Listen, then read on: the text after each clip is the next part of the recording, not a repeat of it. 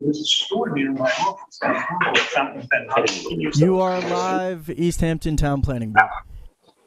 Okay, well, good evening and welcome to the Town of East Hampton Planning Board meeting for May 18th, 2022. We have 5 of us at the table and 2 of us on the screen. There's Ed and Randy over there. We have a very full agenda tonight, so we'll go straight to the first matter on, which is the Buckskill Farm final modification. Will is covering that for the planning department. Randy, can you get me? You're on for that one. And is the applicant good? And is the applicant here on? Yeah, here. Very well. Okay, so we'll first hear from the planning department. Then we'll give you an opportunity to be heard if you like. Then Randy will lead the discussion, and we'll deal with the matter. Okay. Sam, how are you? Good to see you. Good to see you. Okay, go ahead. Thanks. Okay.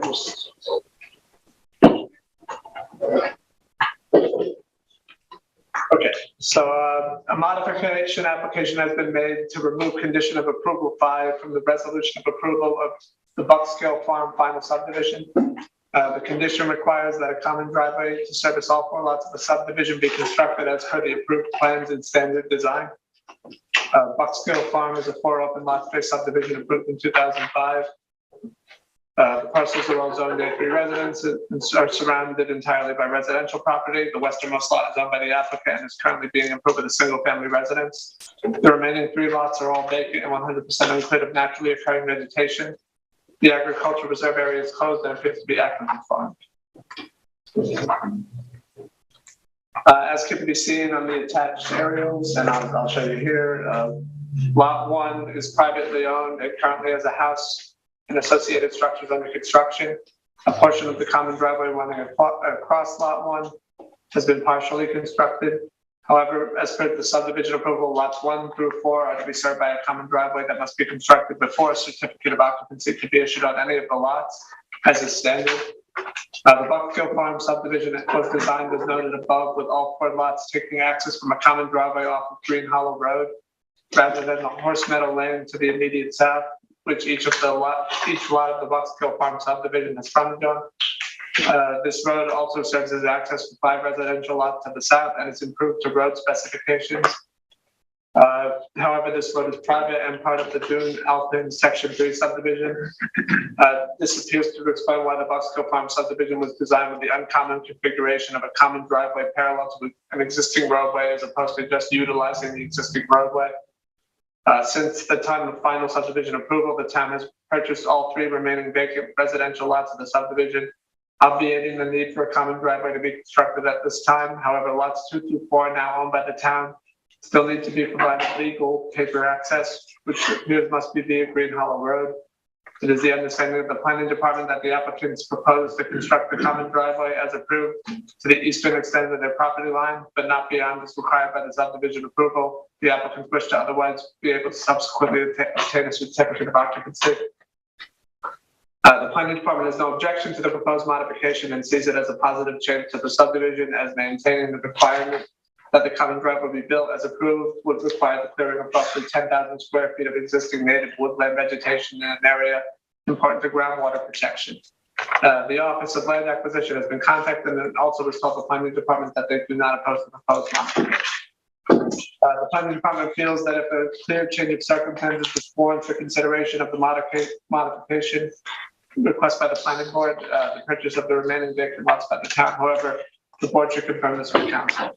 In conclusion, the planning board should discuss if they find a change of circumstances present and if the proposed modification is to be in the interest of good planning. The board should note that the application's modification request mentioned only removing conditions of approval 5. It appears that all of the conditions of approval should also be amended or removed entirely. It is also noted that the common driveway easement, along with covenants and restrictions, have already been filed. The planning department defers to the town attorney on the wording of any modification and any other changes that may be required to effectuate the removal of the requirement to construct the common driveway as originally approved. Thank you very much. Does the applicant wish to be heard on this? You need to come up here if you do. Pretty thorough, what did you say? Very well, thank you, sir. Okay, Randy. Can you hear me? Now we can. Okay. So this is a pretty easy one. Will handled it all. I don't know if Eric. I somehow remember Eric writing this memo, but Will, was this yours? Eric wrote most of the memo. Okay. No, it's just, I think his name was on it, but regardless, the department did a good job analyzing it. I agree with them that we want to facilitate the removal of that this condition of a common driveway be built all the way down to service these 3 conserved lots. So I think that's it. You know, there's a little bit of cleanup to do with that. There's a recorded common driveway easement that's going to have to be amended, but Nancy can handle that with the applicant. So I would say it's a go from my perspective. Very good. Does anybody disagree with Randy's suggestion? I don't disagree. I mean, where exactly will the new driveway or the proposed driveway be? Will it be, can you point it out? Yeah, I can show you. In fact, actually, can you show the original subdivision map? The one that's unfortunately very difficult to see. But I'll show you that first. It's very difficult to see here, but this is the Buckskill Farm subdivision. Dune Alpin is to the immediate south. This is Horse Meadow Lane here. So what Will was talking about and what was in the memo was that, let's get clever here and we'll do different colors. So at Dune Alpin, this thing is very finicky. There we go. Okay, sorry about this. I should have stuck with red anyway. But anyway, so here's here's where Horse Meadow comes in there. This thing's being a pain. Sorry. Worked well yesterday. But anyway, that's this thing here. I don't know why that's there. But anyway, this is the common driveway, and then it came up and ended in a turnaround. And that's what Will was talking about. I mean, normally you wouldn't put 2 accesses right on top of each other like this. The logical thing, Horse Meadow is, paved to road specs. The obvious thing when they did the subdivision would be to make those 4 lots take access off of that road. They couldn't because it's a private road. It's part of the Dune Alpin subdivision. So the alternative was to have a single common driveway come in for the 4 lots off of Green Hollow Road. As you could, if you actually switch back to the aerial, that'd be cool. But this is the applicant, their lot here now on that, there, obviously. And then these are the 3 that we bought. So really there's only a need to have the common driveway go there. And it'll probably only be for legal access. It's probably not even going to be used. But so that's what they're asking. We support it because you're not continuing a 25-foot wide easement that has to clear all that existing vegetation on a property we just bought to preserve that vegetation. So we supported the modification. Thank you. Thank you. Actually, I have a question. Sure. Do you know which among the 16 conditions of approval you're going to be tinkering with? Yeah, I didn't get into the minutia of it. I figured as long as the board was okay with the change, Nancy and I would work with the applicant to figure it out. 5 just happens to be the shortest Yes, among the 16. So, understand why it's stranger stuff to them. Sam, it might be 8. It might be H6 or 7 if you want to. And then there's a few of them, as the memo says, there's a few of them that reference the common driveway. Well, you know what? I have confidence that between the planning department and council, they'll figure out which ones to cross on. Yeah. So does anyone have anything else they want to add on this? The essential question we all have to answer is, has there been a change of circumstances? Totally. Yeah. This constitutes a change of circumstances? Can I get Ed there to shake his head yes? I said yes, absolutely. Okay, all right, very well. Then we'll deal with it when I guess you'll have a resolution of some sort down the road? Yeah, the next meeting, Tuesday. Okay, so stay tuned. Okay, the next matter on is Bonnet Rooster. Again, Will, we've got this to the board, and is the applicant here for Bonnet Rooster lot? That's yours? Okay, very well. Okay, go ahead, Will.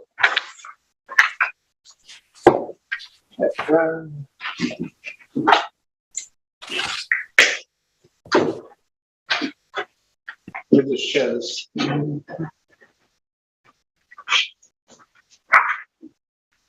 Okay.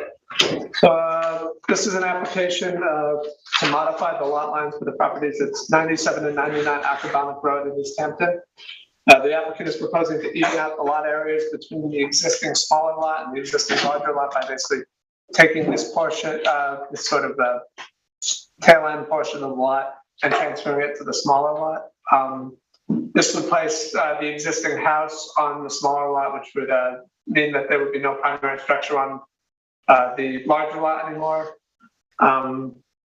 The proposed modification would eliminate nonconformities with regards to the setbacks of the existing residence.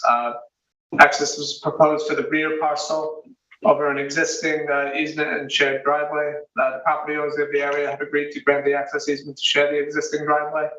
The parcels is owned a residence, and all of the surrounding properties are residential property. The property was previously included in the September 1975 as part of the 99 Acrobonic Road subwaiver. The proposed modification will alter the lot areas so that instead of simply the smaller parcel B being non-conforming, both lots will now be varying degrees of non-conforming at 35,600 and 22,411 square feet, both below the required lot area of 40,000 feet for an A residence zone. Additionally, parcel B is proposed to decrease the lot area below the 40,000 square foot minimum. Therefore, a lot area variance will be required for the application.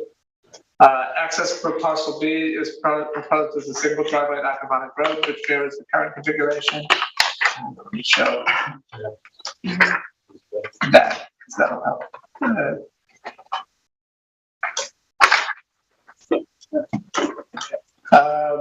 As you can see here, it's the existing driveway. Parcel A is proposed to take access over the existing flat strip of the lot to the immediate west. It is unclear whether or not the Acrobonic Road subwaiver was ever filed. The subwaiver required the filing of easements and the use of one common driveway for the two northerly lots, which would appear to be the current, 105 Acrobonic Road and 103 Acrobonic Road to the northwest.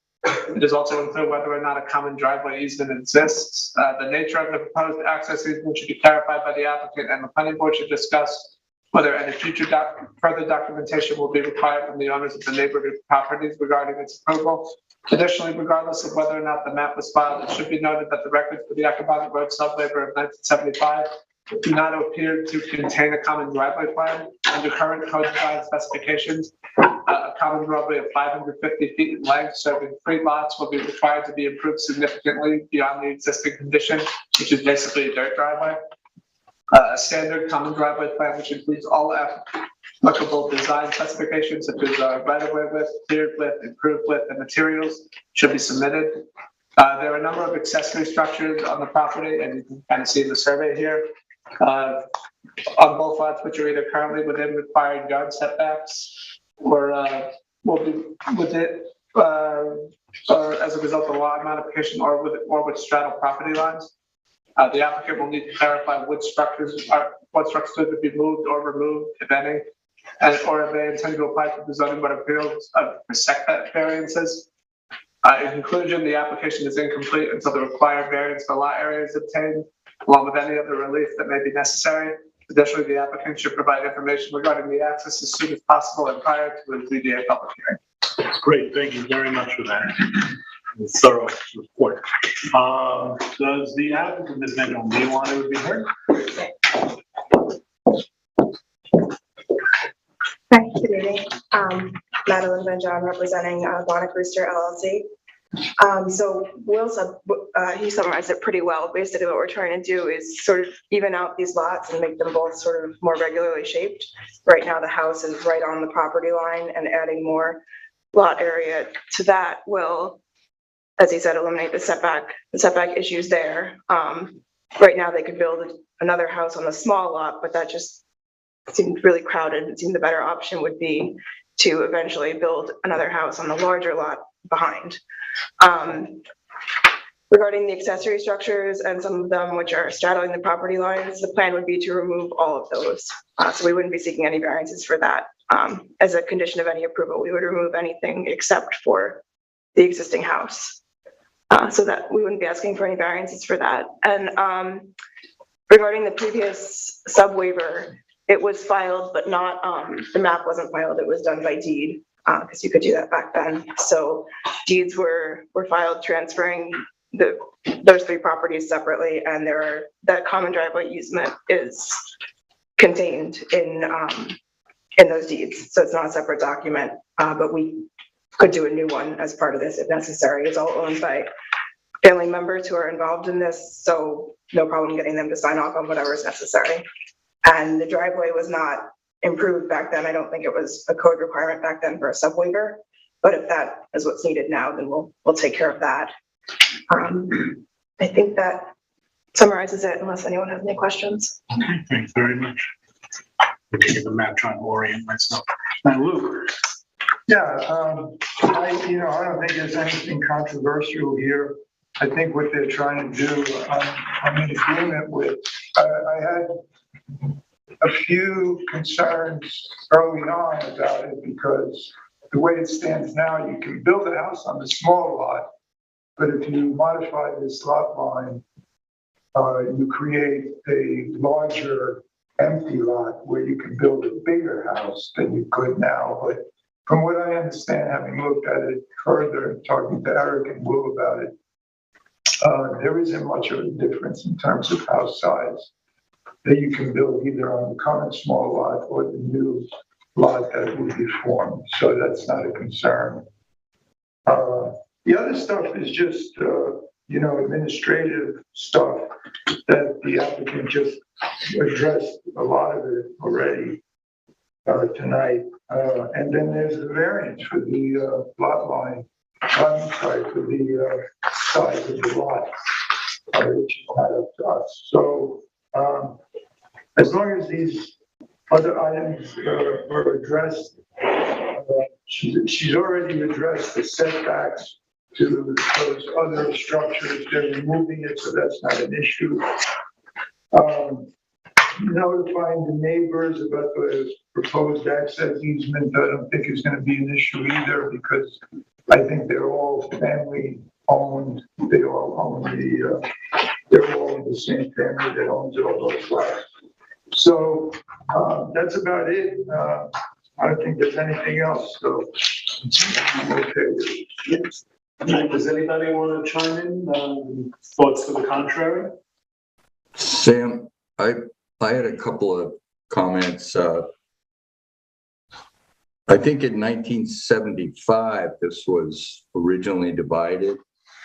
And in 75, you had to have planning board approval to subdivide. So dividing by deed was not. There was planning board approval. We just didn't file the map with the county. Oh, okay, because the health department won't, won't honor lots created by deed. So I don't know what. They're created prior to 1981. They will. Oh, they will. Okay. Yeah. So the only that's really it. I mean, I think it's. I think it makes sense too. It's really the health department concern that if this is an area that requires a 40,000 square foot lot to have an on-site septic, and you're creating two new lots that don't meet that standard. I'm just not sure how you're going to do with the health department, but you'll find out. That's on them. I mean, I think this is fun because most particularly we're going to have more conforming lots than as is now the case. So, does anybody think we need anything else on this? Or okay, and we will see you in the next. I didn't see that. Ed, do you have anything on that? No, makes sense to me. Very good. So we will apply to the zoning board and then get back to you with driveway easement. All the little details. Yep. Thank you. Good. All right, next we have. Recording in progress. Keep going, please. Keep going. Okay, keep going. Keep going.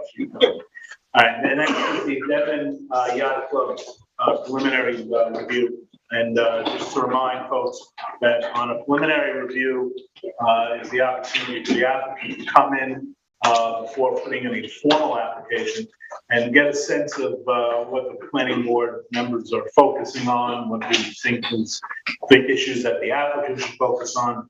And you know, we'll give everybody at the table, board members, an opportunity to chime in with any suggestions or ideas that they might have. So it's Marco who's got this, and I'll say in advance, quite a minute. Thank you very much. Really, Marco gives us great memos. This one was, you know, in the Marco Hall of Fame. And Michael, our newest member, will be meeting with Another Baptist. There's still time to go to the city. The good thing about it is that they have a body of water right there, so you know. And Mr. Brown, you're the representative. I'm joined by a cast of many people, but yes, I will be the person that slogs up to the voting first. Very well. Okay, thank you. Thank you. Okay, so Marco, take it away. Thank you, Sam. Just give me 1 second. It's got to load and it's giving me a little bit more time. It's a 69-page PDF. Yeah, no, when I was scrolling on it, it shrunk. Yeah. It goes up to like 24%. To make it all fit. I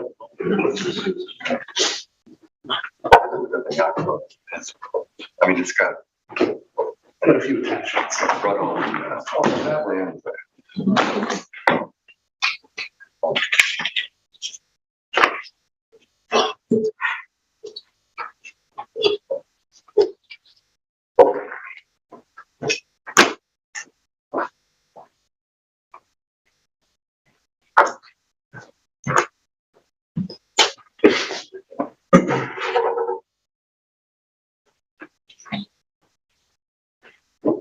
Still have that Monopoly card up in the middle of the screen.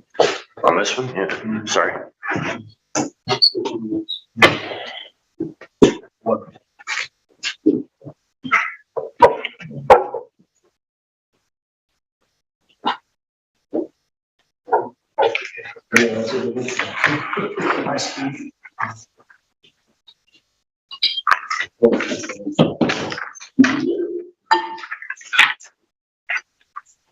All right, I probably won't be able to fit it all, but this is just the general area. Let's go to the property. But this is a preliminary site plan that was made to demolish several pre-existing and non-conforming structures and to reconstruct or relocate such structures to different areas of the property. The subject property is zoned A5 residence and contains a pre-existing membership club, which is a pre-existing membership club use, which is permitted by special permit. It is currently improved with a 2-story clubhouse building, a sailing center building, a cottage garage, 8 tennis courts, an interior bulkheaded boat basin with multiple boat slips, a garage for marina use, a residence building for staff, a workshop building, extensive decking, a dock, and multiple parking areas. The property consists of 2 individual tax map parcels that have been previously reviewed by the planning department as a single parcel. The size of the combined parcels is 604, roughly 604,000 square feet, about 13-ish acres. They are located in Amagansett off the coast of Gardner's Bay. It borders other residentially zoned parcels and is to the east of Abraham's Landing Road, which contains a public parking for beach access. It contains extensive town and state protected natural features such as duneland, beach vegetation, freshwater wetlands, and tidal wetlands. The property is identified as part of the coastal erosion hazard area and FEMA flood zones. So pursuant to SECRA in Chapter 128 of the Town Code, the proposed project will be an unlisted action upon a formal site plan application. So as Sam mentioned earlier, the preliminary site plan is a one-time review for the planning board to consider the general concept and layout proposed by the applicants and to offer suggestions on how to best formulate a formal application. Based on the requirements in town code, namely the board standards of review in section 255-6-50. As mentioned previously, the property does consist of two individual tax map parcels. The eastern parcel consisting of the marina, parking, and a tennis court. I don't know if you'll see it in the lines, but it's real faint. But roughly, where my cursor is going is where the limit of the eastern parcel is, and most of the improvements on both parcels are deemed to be pre-existing to zoning, with exception to the easternmost tennis court, which is this one here. A gazebo with a corresponding gazebo, a garage, which is, I think, this one over here, which were constructed in 1987. The property has been used commercially as a membership club, a marina, along with an associated residence for multiple decades. Over time, the site has been through site plan review and received multiple building permits for various minor renovations, reconstructions, and dredging of the marina. Previous COs also reference additional accessory uses such as a restaurant and a snack bar. It is unclear if the restaurant has received site plan approval or if it is deemed pre-existing by the building department. Similarly, it is unclear if the southeasternmost tennis court pad and gazebo have received site plan approval from the planning board, which is the one I highlighted earlier to you. The planning department recommends that such clarification should be provided upon a formal site plan submission. The proposal seeks to maintain all pre-existing uses with no additional uses being proposed. The applicant has submitted a detailed narrative that describes the existing site operations and the use of the existing buildings. Most notably, the site operates seasonally, offering sailing lessons and indoor activities to members. The applicant should clarify the use of the restaurant, such as the hours, service, and any storage areas. The planning department notes that some outdoor areas contain items related to restaurant service, such as barrels for kitchen grease and kitchen racks. Upon a formal site plan submission, the applicant should consider if any outdoor space is to be used for storing or preparing items related to the restaurant. The application proposes to demolish the existing buildings on the property and to reconstruct the clubhouse, bathhouse, and sailing center, further landward of the Governor's Bay. I'll scroll down to the proposed site plan. I don't think it's very clear since this parcel is kind of huge, so I'll try to find. I think this one's a little bit easier to look at. I think this contains the septic plan as well. So this is the proposed.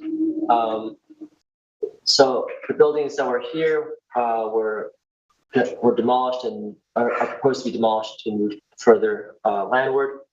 So the three main buildings will be within the limit of moderate wave action and flood zone AE10.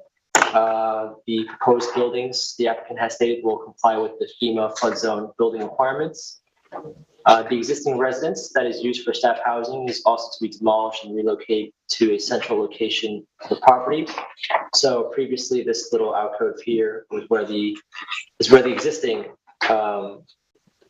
staff residence house is, and it's proposed to take the place of where the workshop was over in this area. The workshop is to be relocated over here. So that is in a more central location for the staff housing.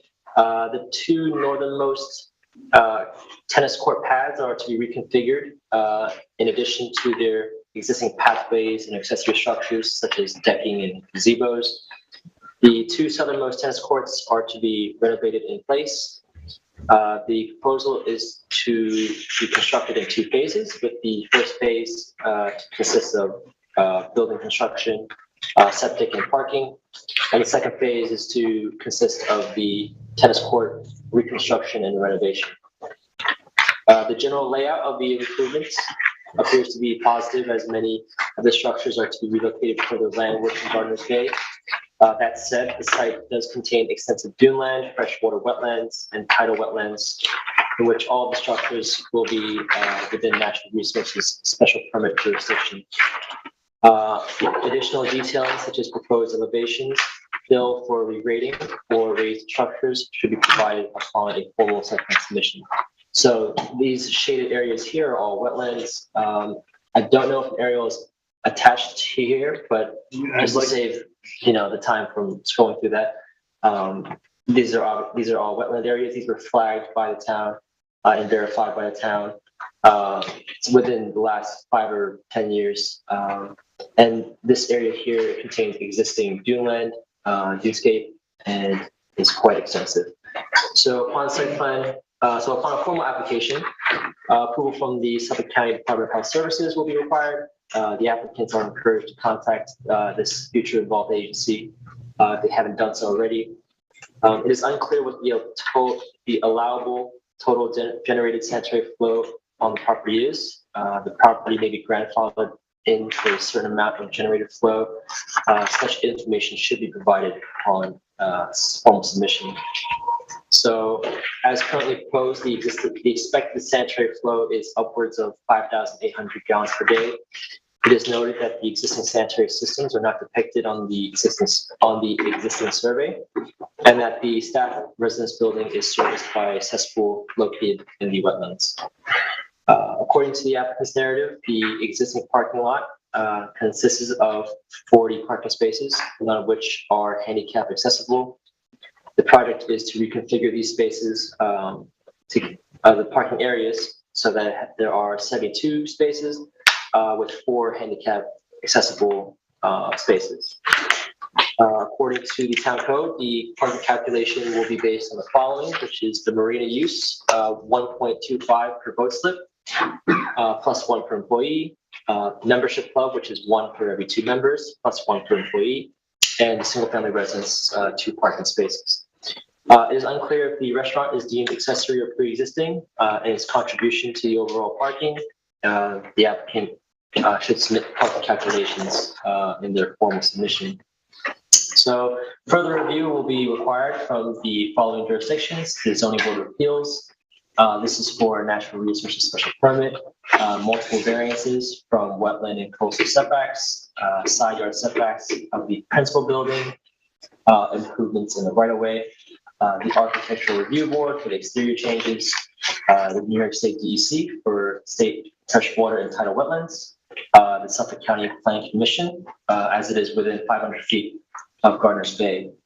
The lot is pre-existing and non-conforming in regards to clearing. The applicant has submitted an extensive landscaping and revegetation plan that illustrates a reduction in the overall clearing. Given the preliminary nature, the board may wish to discuss the overall landscaping and clearing at a later time. For a formal submission, a comprehensive site lighting plan will be required as well, and must conform to the town's lighting code, as well as the board's guidelines for exterior lighting. The planning department notes that the applicant proposes flagpole uplighting and unshielded bollard lighting along certain walkways. So in conclusion, the board should discuss the proposal and offer their preliminary comments to the applicants. Thanks again. Mr. Brown.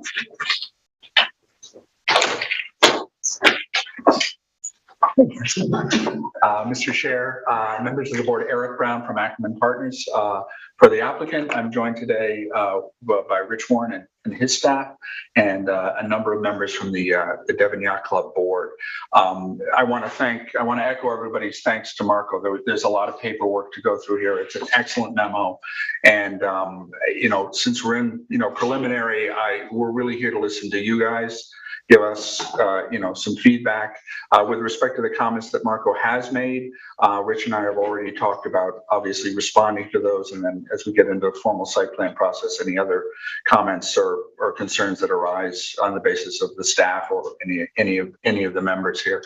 I think it's important to note that what we'd like what we hope the board will appreciate at the end of the day is that while there's a lot going on here, the facility that is proposed at the end of the process will be very much in keeping with what all of us who have lived here, for a long time understand Devon Yacht Club to be. And we hope that in addition to that, sort of conformity or architectural and site consistency, that we've added into the program some things that will improve the environmental functionality of the property as a whole. For instance, as Marco noted, we're doing sanitary. We are relocating the staff housing from a location where it currently sits, has a sanitary system in the wetlands to a more conforming location. Although, as everyone has noted, that this is a very environmentally constrained site. So we're going to listen. Rich is here to answer any more technical questions that you might have, and other than that, I don't want to take anybody else's time. I did want to note, I think everyone's aware of this, but the restaurant at Devon is not a restaurant. It's a membership restaurant, so it's not something that a non-member could drive up there on the nice July Wednesday afternoon and get a table for 3 people. The restaurant, the definition of restaurant is fairly broad in the code, but I just wanted to note that because Marco had mentioned in his memo, and obviously the additional data you guys are looking for and he's looking for on that, we will certainly provide. So with that, I will. Rich, did you want to say anything? Or yeah, go right ahead.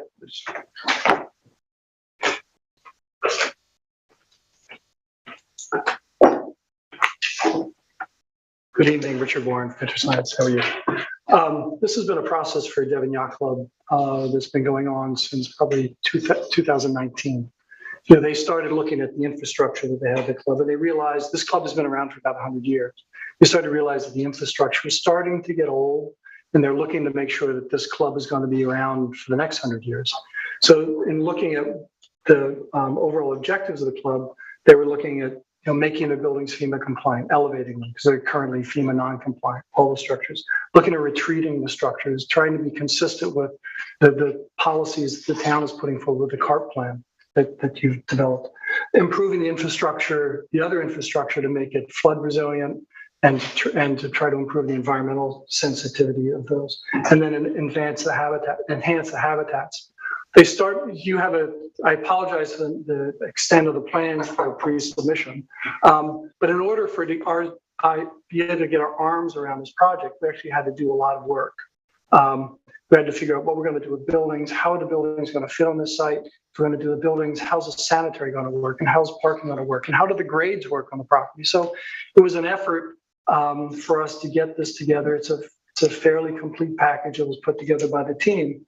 And we started that process in 2019. We had an informal meeting with the town board, several members of the town board in 2020, and a couple of members of the planning department in March of 2020. And then COVID happened, and the club kind of put the project on hold because they wanted to kind of figure out what was happening. They weren't sure where COVID was going. I think all of us were wondering what was going to happen. And in 2021, they reinitiated. We had another meeting to kind of dust the project off, back with the people who we met last time in November of 2021.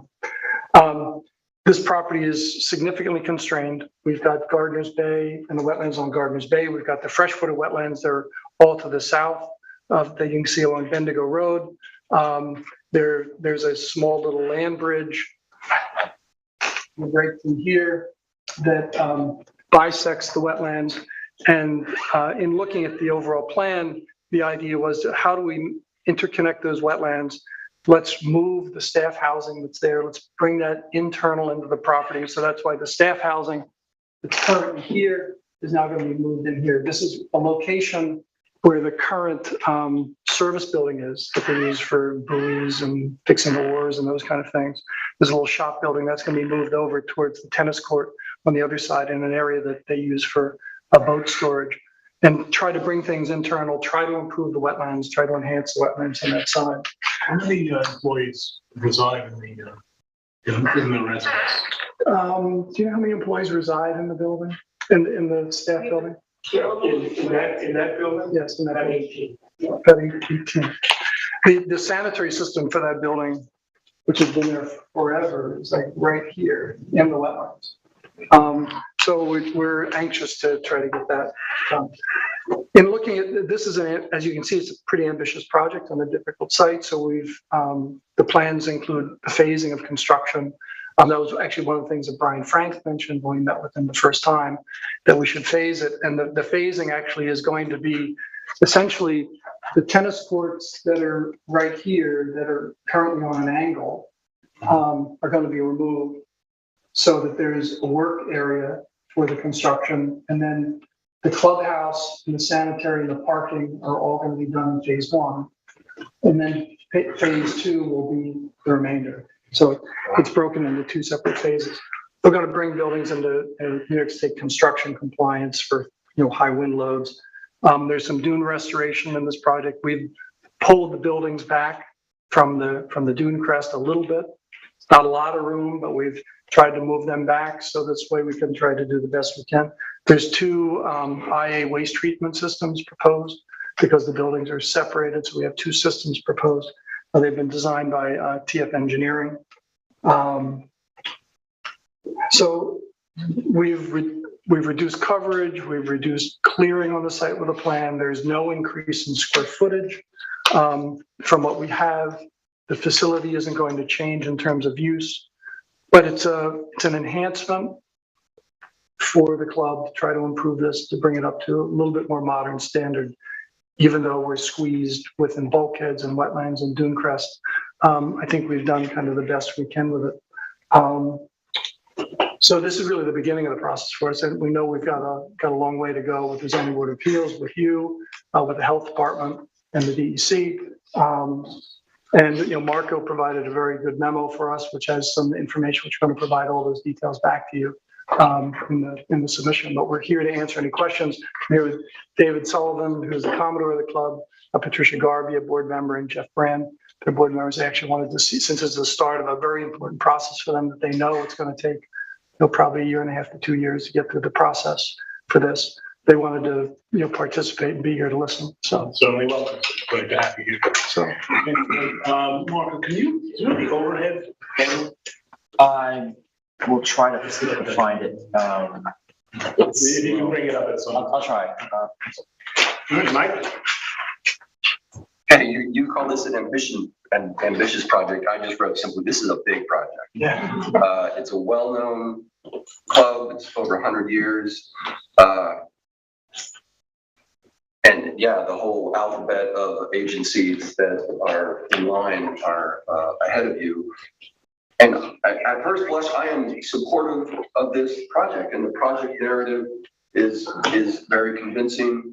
And I propose revegetation, like the goals that everyone just been said, IA, drainage, setbacks, aligning goals to carve the coastal resiliency. And I want to point out that the East Hampton Star has characterized the projected sea level rise as ominous.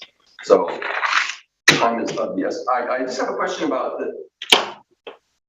two things about FEMA standards and the history of flooding on the project, on the site. actually, the area would be helpful if you could. I'm trying. So I should have split it up. I can talk without the area. The property is actually kind of interesting because the longshore drift in this area is from north to south along the shoreline.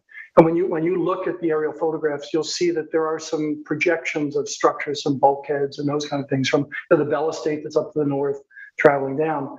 And the inlet to the club, which has two bulkheaded sides to it, actually pushes the beach out in front of the clubhouse and all the facilities. So as the sand's coming down, it's trapping it in front of the property. So we have a wider beach in front. But the one thing that we are concerned about is sea level rise. So we have a beach that's protecting us from wave action, but as sea level rise goes up, we want to get these buildings up. So they haven't had incidents to date of significant storm damage to the property, but the buildings are FEMA non-compliant. They do have, during significant storms, waves that are actually coming over top of the inlet, because I've got actually some photographs of that, where it's actually bringing sand in. What happens on this site, because the sand is moving from north to south, goes down, It goes into the channel for this little 1.5 acre bulkheaded basin. And almost on an annual basis, the club is taking the sand out of the channel and putting it downdrift. And it's one of the things the trustees have us do. This way that sand can keep going. And the trustees How can is do it. that done? How is this sand moved? It's done by dredging. It's by a excavator. Can you do that once a year? It's been done almost once a year because the One sand. of my questions was, if you build that bulkhead, which creates a wider beach for you, aren't you scouring the beach further south? When you actually look at the aerial, here's the aerial photograph. You can see how this is wider here, this is narrower here. This sand washes over the top, fills in this spot, and then we move it over to this side on an annual basis. So we're actually doing what we can do to replenish the sand. Is that enough? Because that was my question. When you build that bulkhead, you're creating a nice beach for yourself, but you're taking it away from. So David Sullivan and another board member of the club actually live on the other side of that. And we actually did the permits for David's house, 15, 20 years ago, something like that. That's building that beach. Yeah, and we've actually watched the beach. It's kind of an interesting kind of belly in the beach, and the sand is coming down this way, and then you have sand coming the other direction on the Cranberry Hole Road area. So there's kind of like a collection point of sand. So they don't experience erosion in this part of the beach on either side of this. But there's more predominant sand coming down in this area. That's why that's pushed out. But the downdrift, they have not experienced erosion in the dunes or the beach. But you're not adding to the bulkhead, you're just. We're not adding just to it. repairing. Actually, we're not actually. Yeah, we're not adding. None of just this is repairing being what's already there. Yeah, so Yeah. both basin, that's all staying exactly the way. The dredging. Yeah, the dredging that happens, and they just finished it, probably a month ago, something like that. They dredged this area through here, so the sand washes over during the storms. The winter storms, predominant storms that hit the northeasters, this is not actually oriented quite. So, but the predominant storm is driving this way, northeast driving this way. So therefore it pushes the sand over the top, shoals on this side here, and they dredge it and with a long reach excavator, put it on the other side. Yeah, you have to get an NRSP for that, right? Yes, yeah, we get permits. That's been in front of us and so. But none of that's part of the project, right? No, that's none of that. Yeah, well, but it's a good question. But what's interesting is that there's a very healthy beach here in front of the club. There we go. That gives us a good sense of where it is in the world. Yeah. I can zoom in or highlight whatever you need. Yeah. Thank you. That's good. Unless somebody else wants to conjure up. Quick. So my last question is just about FEMA compliance, FEMA standards. You mentioned raising the buildings, right?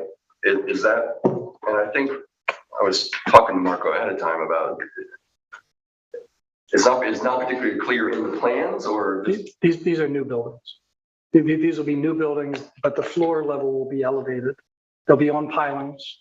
So this way they'll comply with FEMA, and they will also comply with the town's height requirement. So we're not taking an existing building and lifting it up. These will be right, sure, these will be new buildings. No, I understand that. FEMA compliant. But you're going to drive pilings and build them on this. Okay. Yeah. Fantastic. Yeah, I mean, I'm generally in favor of this project. I like the idea that you're retreating the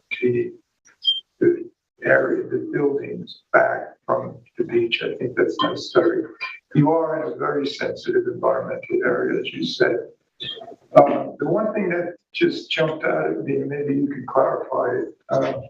It kind of like worried me in the memo that where Marco says the property may be grandfathered in a certain amount of generated flow with regard to the sanitary system. I would hope that since you're putting in 2 new IA systems, that they're capable of handling the expected flow that you have from all of those buildings. Absolutely, yes.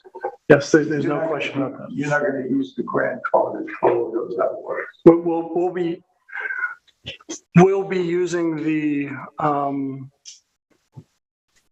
flow. I don't know, I don't have on the top of my head the actual calculations, but I know that the flow that we're using is no greater than what's existing on the property. There's no increase in occupancy, although we are improving systems. So we're improving the sanitary waste disposal system. So wait a minute, you're not using more than what's currently allowed? What's currently existing. That's currently used. Yeah. So there's no increase in occupancy, no increase in. But I think there's more flow than would be allowed if they built it today. That's the grandfather part. I would actually have to calculate that. I don't want to say there is or there isn't. But I think your question is the system designed to handle the actual flow? Yes. Yes, absolutely. There's no question that it is. We've had it engineered. Whether You know, that flow would be legal today is another question, but perhaps irrelevant. Yeah. Well, You're going to accommodate it. we will accommodate the existing flow, and I would say, you know, from my perspective, and I hope this doesn't sound like too self-serving representing an applicant, but I would say that it is legal flow. You know, we may have a grandfathered higher flow that's allowed based on the acreage, but we are going to accommodate the flow. Well, when you say you're going to accommodate the flow, you're going to accommodate the legal flow, which is the grandfathered flow. Is that what you're saying? Well, that's not good. I mean, why? I mean, that's not being environmentally sensitive. I mean, you're right on the water. If you're going to use the grandfathered flow to determine what kind of systems you're going to put in, that's not being environmentally sensitive. Environmentally sensitive would be to put in two systems that handles the actual flow from those buildings. Whether it's legal or not. The actual flow is the grandfather. Yes, So the yes, issue yes. I think we're. And that's debatable, but what they're saying is whatever is legal is what they're proposing, and the system will handle that. Yes. They're not proposing to reduce the club size if the current flow, if we're grandfathered in. And to get less flow, That we makes would have to sense. reduce the whole. Because in order to Not get the reducing flow, it. Could you put in systems that would handle? They are. They are. The only question is whether they would have to propose a reduced flow from what they currently have, and clearly they don't want. If they go to The system is the right size. The only question is what would be allowed today versus what they currently have. Well, as long as the system is the right size. Yes, absolutely. It's going to be the right size. It's also going to get approved by the health department. So there's no question we will have a system that will be able to accommodate the flow that's being generated by this facility. And the flow at this facility is not going to get any greater than what's existing. So it'll be improved from it. Membership, the number of employees and size of the membership is going to Stay remain the same. what it is. Yes. So our flow is going to be the same, but you're going to have improved treatment. That's all I have. Yeah, first of all, I want to disclose that, I've done business over the years selling produce to the Devon Yacht Club. I don't feel like it's a conflict. I just want to disclose it for the public. Comfortable to move forward. I like Lou and Michael, I support the project. I think it'd be a really tough spot to build if you didn't already have something. So ahead of the curve 100 years ago, I guess.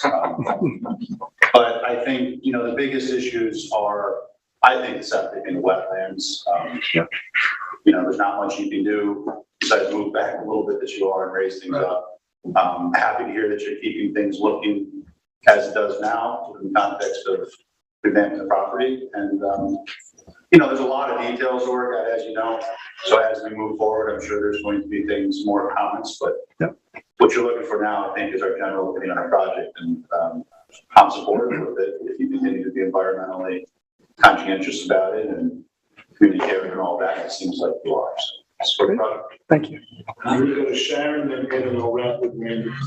No, I agree. I mean, I support the project. I think, it's an improvement to what's there, with the flood zone and the new septic systems. And I think getting that house, especially the staff housing, out of that one sensitive area and bringing it into the project is big as well. So I have nothing else to add. I think it's a good project for now. I agree with everyone else who's spoken so far this is, it's a hugely ambitious project. Needless to say, you're rebuilding the club. So I thank you for taking the issue of rising sea level and coastal resiliency seriously, and kind of spending the money to try to mitigate the effects of those things going forward here by moving buildings landward, raising them up. I've often wondered about the building. It's on Bendigo Road, the staff housing, where the sanitary system for that was, because that's obviously a very low area there. So I'm happy to see that move. I think you're thinking about the right things, and I think that you're wanting to do the right thing for yourself and for the environment generally. So I'm supportive of the plan. I think you're going to do the right thing. Great. Thank you. Thank you, Ed. Randy? Yeah, I think I think Inner Science and the other consultants there did a very good job putting this together. It's a very good plan. I have a list of just things that came to mind.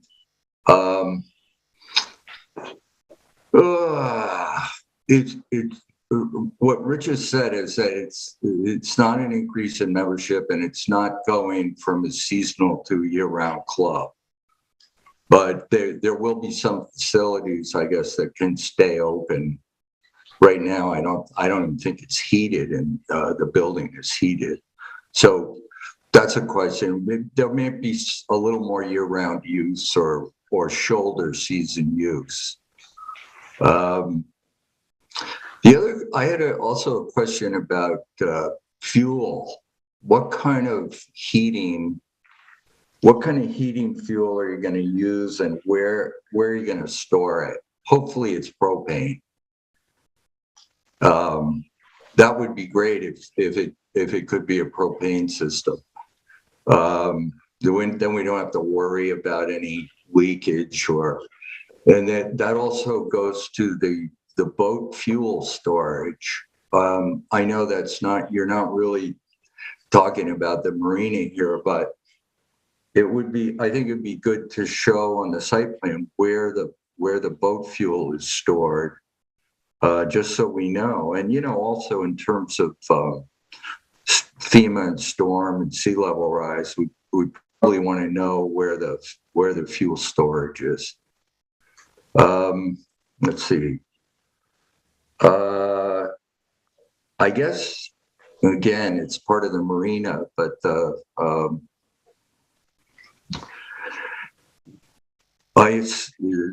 kitchen there is a health department approved kitchen, and it's got grease traps.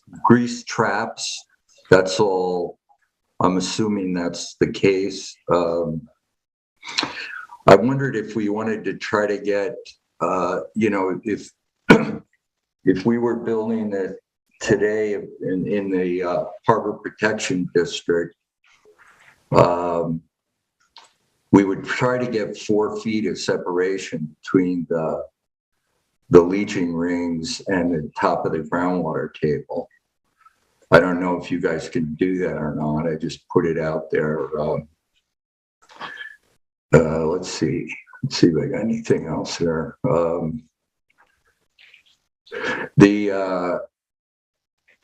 There's going to be some fill brought in. I guess that will just be dealt with probably in the NRSPs.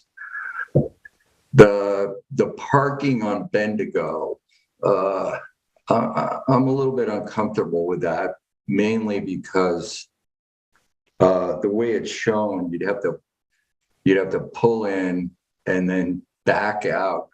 Bendigo Road would actually sort of be the alley, where you would maneuver to get in and out of those spaces. So I don't know what the other board members think, but that to me, that can be, in the summer, Bendigo, people drive pretty fast in there and stuff. And I don't know, it's also in the right of way, right? It's in the road right of way. It's not the yacht club property. So I'm a little uncomfortable with that, but that's about it. I think it's well done. It's a good plan, and let's get to work. How many parking spaces on that Bendigo? There's 10 spaces on Bendigo. There's going to be some grass parking for the staff. That's going to remain staff parking? So, yeah, staff parking, their housing is up here. Because currently that's where the staff housing building is. It's going to be taken down, right? The building's coming down, but I just want to have a little bit of park for the staff. And the staff's going to traverse from parking to their new place over that land bridge, if that's what it is? How, you're going to demolish everything? Eventually, phase. I'm interested in knowing, I know the construction is being phased. Is the demolition being phased? Yes. So we're going to have actually construction methodologies being prepared right now for the project. So this way you'll be able to see exactly how it's going to be. So as you can see, this is a tight piece of property, and it's important to know how you mobilize, where do you store construction materials. And the intention is to be able to essentially shut down the club, in early fall, very early fall, so that this part can be finished and opened for the following year. So this would be phase one here. That would be phase one. So they would hopefully not lose a season. Right. See, I'm interested in knowing about. You're going to be hauling out the construction debris, the former building. Yep. And you can do that. I presume you can do that in trucks and 40 trucks. So I'm not saying obviously you have to do it, but I'm interested to know, because you're going through residential areas, you're going to have a continuous flow of trucks, about how that's being phased. You're not doing it, I'm gratified to hear, you're not doing it all at one time and bringing it all out, which would be just weeks and weeks of that. So, I'll make sure the construction methodology is detailed. Yeah, as we get closer, I mean, look, you've got I think Michael said, an alphabet soup here of agencies that you have to swim through. But when you get to that point, I'm curious, and because I'm thinking of other big projects in town where we're taking down or shelling the interior of the building. And how old are these buildings? They're from 1975. Yeah, somewhere in that neighborhood. Yeah, would there be asbestos issues with any of those? I don't believe so. The first parts of the Green Clubhouse were built in, I don't know, 1916 or something. It's evolved over time. Well, 1916 probably wasn't an asbestos year, but again, I don't know when your buildings were built, but the parts of them may have been built. Yeah, they were added on to that. Right. So some of them, some of the units in the building may have asbestos issues, may not. Obviously, this is all stuff you're going to deal with, and I'm sure that the trades that you work with are going to want to know what they're dealing with. But in terms of community impact, I would like to make sure that the hauling out of the former buildings, the wood, that's all done with the community in mind and not overwhelming the local streets with a continuous flow of trucks. So Sam, I think that's a good point, especially since there's a public beach right there. It might be good if the demo could happen, after Labor Day or before. Well, I know that they're doing the construction after that. The project. Right, yeah. I think the people who are actually in the club probably don't want to see a lot of demolition going on during the high season. So. Yes, the project is intended to happen after Labor Day. Right. Well, people still live there, Yep, understood. So that'd be my contribution to you. Okay. So it's looking forward to it. I'm sure that, it looks like you've got a very comprehensive, forward-thinking way of dealing with this. And I'm sure there's nits and gnats we're going to work out along the way. And I'll say that, I mentioned that Marco echoed it, this is preliminary site plan. So I'm glad that you took this step, because this is the precise kind of project that hearing from us in the beginning. Not that we're the be all and end all, but in a way you are. I can say that, but you get a sense of what's important. You say that's all important. Thank you very much. Okay, thank you. Is there anything else that anybody wants to contribute, or any other issues that we want? Ed, Randy? Good? Okay. Good. Very much. Thank you. Thank you. All right, on to the next application, which is the Oceanside Beach Resort renovation. That is, we have the applicant. Oh, yeah, oh, there you are. You're hiding behind the phone. Just I want to let Mr. Cohen know, you know, unfortunately, somebody has to be last, and you're last. All right, I don't know how much longer you're going to be sitting there, but you know, I know you. We just want to get you in. But, okay. Very good. Again, on this one, it's Marco and it's Randy and it's way over there. Okay. So this application at the board of members was to modify the existing 34-unit motel. It was going to convert it, an existing 3-unit motel into 2-unit motel building, a lobby area, manager's area, and a 1,440 square foot basement kitchen. There's a first floor deck addition and there's a new second floor deck and the replacement of existing wood decking. I think that might have been removed from the project. I have to, excuse me for that. And it includes the replacement of the sanitary systems with new low nitrogen sanitary systems. So this is in downtown Montauk. So the applicant discussed the application with the planning board previously and has eliminated the indoor restaurant area. In that last meeting, they have submitted a draft of covenants and restrictions regarding the use of the proposed kitchen area as requested by the board. The board should review the submitted draft and discuss if the proposed CNRs are satisfactory or if additional details should be submitted. And that's pretty much it. Very well. One more thing, if they do find it satisfactory, they can deem the application complete and schedule a public hearing if they wish. Okay. Very good. With this stream, do you have anything you want to add? No? Okay. Randy? I think Marco's pretty well covered it. This seems like one of the facilities that will probably hook up to the future Montauk sewer plant, but that's 5 years off at least, so. Meantime, we're talking about a kitchen, so.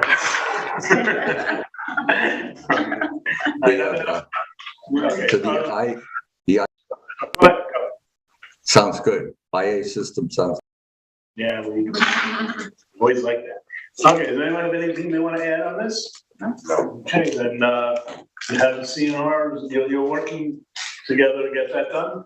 Did you want to come up and talk about those, or? I submitted them, I mean, unless somebody had questions.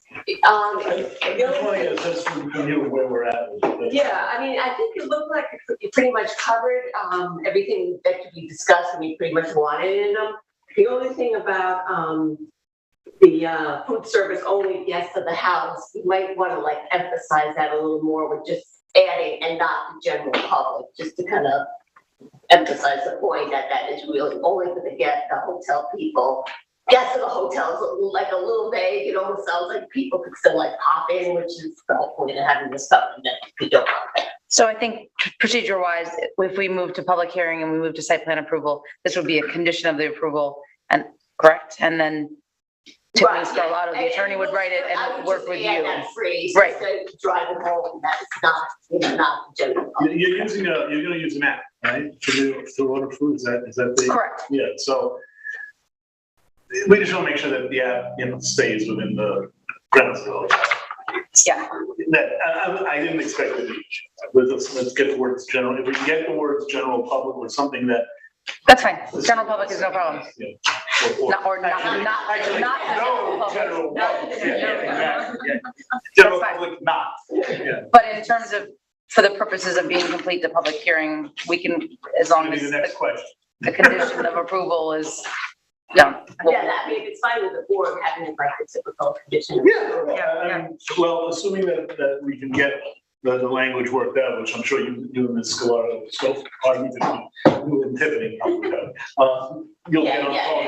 It's pretty much done, except for that added phrase. Yeah, they normally, like, Sometimes that's even worked out after the public hearing.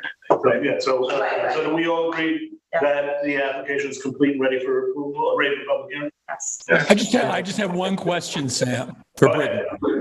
I mean, maybe I missed this in a previous meeting that I didn't attend, but so the indoor restaurant area itself, I mean, I understand your intention to only serve guests, and the memo refers to you having eliminated the indoor restaurant area, but the covenants and restrictions don't actually say that there will be no indoor restrictions. I'm not certain I understand the question. There is no indoor restaurant, so how would I address it? Yeah, I don't think that's to spell out the fact that, you know. It's not spelled out that there isn't one. Where is that spelled out that there will not be one? Well, it's a hotel room or a lobby. The intention is that it's cooking, it's a kitchen for guests, I guess, for room service or that kind of thing. And so there is no facility that they're going to cook food and serve it on site. They'll bring it up to the room. I think that. Where is that called out is my question. In the floor plans that will be noted in the site plan. Okay, thank you. And then also just, there is the possibility of catering at the location, but that's going to be subject to a Gathering.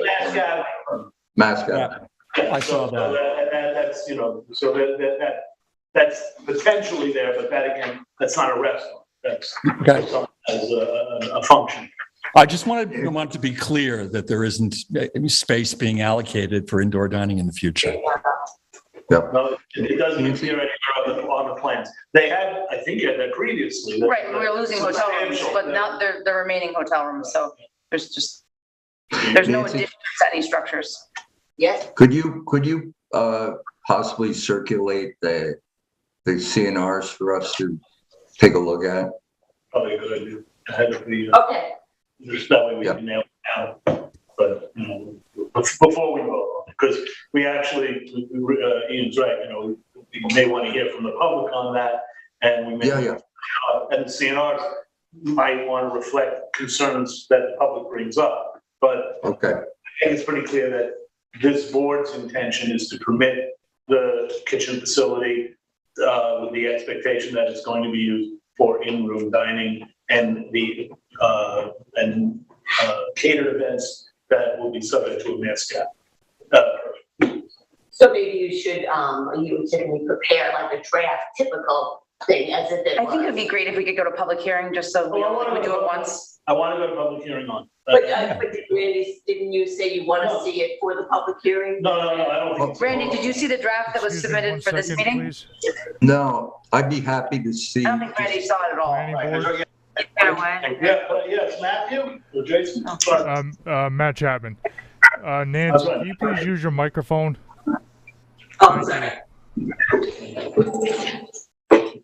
Okay. Yeah, you know what, Sam? You make a good point that after the hearing it could change, but if I could see it now, I'll be more up to speed about what's in there and what's not. They're in the memo. They're on the website as well, the town. It's attached to the memo. I'm sorry, I missed it. Yes. Yeah. Okay, I'll look at it there. Very well. Okay. Oh, yeah. There you go. There you go. It says 0 on top. Okay, so we all, tonight's motion, we all said yes, right? Just not the public hearing question. Is it ready for public hearing? Yes. You asked question on that too. I would act like you've been Probably going to You want to hear it's ready for public hearing? Show around, folks. Anybody object? No. There you go. Thank you very much. Good evening. Thank you. Okay, we're coming around the home stretch. Now next is Maidstone Acres 2. Ed, you're going to be on this board. Eric, you've got some planning department, sorry. And that's all right. And welcome back from Hampton Bays to East Hampton. Thank you very much. Good evening, everyone. You know, Eric will go first, then you'll have your opportunity, and then Ed will lead us. Okay, let me just find the visuals here, but as I'm going through it, I'll begin. Basically, I think the board remembers, the last time this was in front of you, there were a number of outstanding items, incomplete elements of the site plan, including sanitary calculations, coverage calculations, things of that sort, which are standard requirements of any site plan application. We gave them a pretty thorough list of a couple of pages. The applicants have provided most of that information on revised plans as well as in the narrative. Zoom up again. And so basically, they submitted most of the information that was requested. And you can see the site plan that was recently submitted on the board now. That has most of the calculations and site plan elements that we need. It has an incorrect title. It's called Rita Cantina. The application is made Stone Acres 2 site plan. That's a minor thing. Additionally, the parking calculations that are there, they're not done in the format and with the verbiage that we normally have. You know, for example, you know, it lists the existing parking. It says total parking provided, which we would normally call proposed, says 17 spaces. The only parking that counts to meet the parking requirement is on-site parking, parking that is entirely on-site.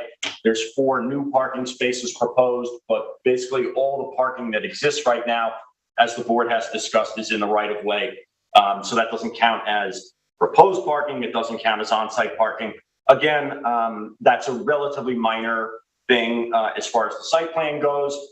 And as you remember, in the last review, the big deal was the volume of information and the number of items that were left off the plans.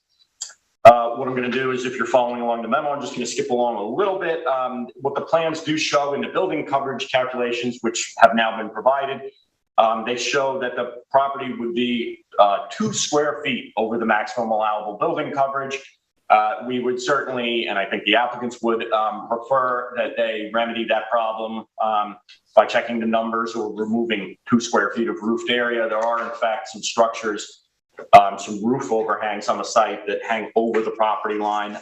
Something could be done there, but there's no reason to be going to the Zoning Board of Appeals with an application for a 2 square foot variance. So hopefully the plans would be amended in that manner.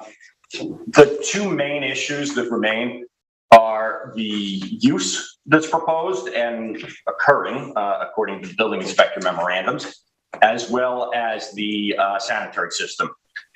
So getting into the use, the building inspector has put in writing and then reaffirmed, which she did since the time of the last planning board meeting, that a catering business that functions as accessory to Rita Cantina, that being the business that is on site, the business that operates the restaurant use. There's a precedent, and it's permitted under the town code as accessory and incidental to an existing restaurant to have a catering business. However, she was very clear in both memorandums that the operation of a catering business on this site or at this site of businesses that are not Rita Cantina or the on-site restaurant, that are restaurants that are perhaps at other locations in the town, is not permitted unless the applicants obtain approval from the planning board. That would include a special permit for a multiple business complex. It would require variances for the yield or the amount of lot area you need for each use. That basically triggers a million special permit standards that the planning department basically has said in all of its previous memorandums that we don't think can be met on this site. Particularly, that's because this is a lot that is zoned commercially in the middle of a neighborhood that is entirely residential in zoning. The activities of loading and unloading and the traffic of 3 individual catering businesses coming to this site, which has no on-site parking, where everybody parks in the right of way, mainly at Maidstone Park Road, would create an unsafe situation, and also would be an impediment to traffic, and most likely would also result in adverse impacts on the neighboring residential property. we remind you that that is part of your site plan standards, as well as part of your special permit standards, general special permit standards, to protect neighboring residential properties. In this case, from what the applicants have proposed, what was laid out in the recent submission, they're not proposing any additional uses. They're seeking to legalize a number of structures that were either put or built on the property without necessary approvals. I don't have an exhaustive list in the memo, but the walk-in cooler at the front of the property is a new cooler. They took a slightly smaller one out of there, removed it, put this new one in. They were cited by ordinance for that because they did so without site plan approval. Additionally, the 4-space parking lot that they're proposing on the western edge of the property in the southern half, they cleared that, but if that's to be a parking area established, the planning board would need to approve that. And then the other minor addition on the property, relatively speaking, is the brick and sand patio, where they're proposing outdoor seating, and where they actually have had outdoor seating under the COVID special regulations and special exemptions. So right now, and that's something, again, the use of the site, the use that has been occurring based on public comments, based on board comments, based on observations of different people that work at the town, seems to be, the major issue here. Although, you should have the conversation with the applicants of what exactly is the nature of the use that's proposed here. They did submit a very detailed narrative which goes into that. But I think there should be, the board and the applicant should not have any confusion over the fact that as it's presented right now, they are not applying for 2 additional uses for 2 additional catering businesses. If they are, there's a whole other set of standards that apply. Again, my reading of this, my experience, my professional recommendation to you from the planning department would be that this site is inherently inappropriate for that additional intensity of use. We would also mention, and I will temper this with the fact that the building inspector's determination says that Rita Cantina can operate a catering business here as a permitted accessory ancillary use. That's the building inspector has basically said they have a right to do that. They can do it now. It's irrespective of the site plan. They have a restaurant. They're approved for it on site. That is a permitted accessory activity. So I'm putting that out there. The building inspector has said that is permitted. I will reiterate, though, that for the same reasons that I think that this site is inappropriate for 3 individual catering businesses, I also feel that it is most likely inappropriate for 1.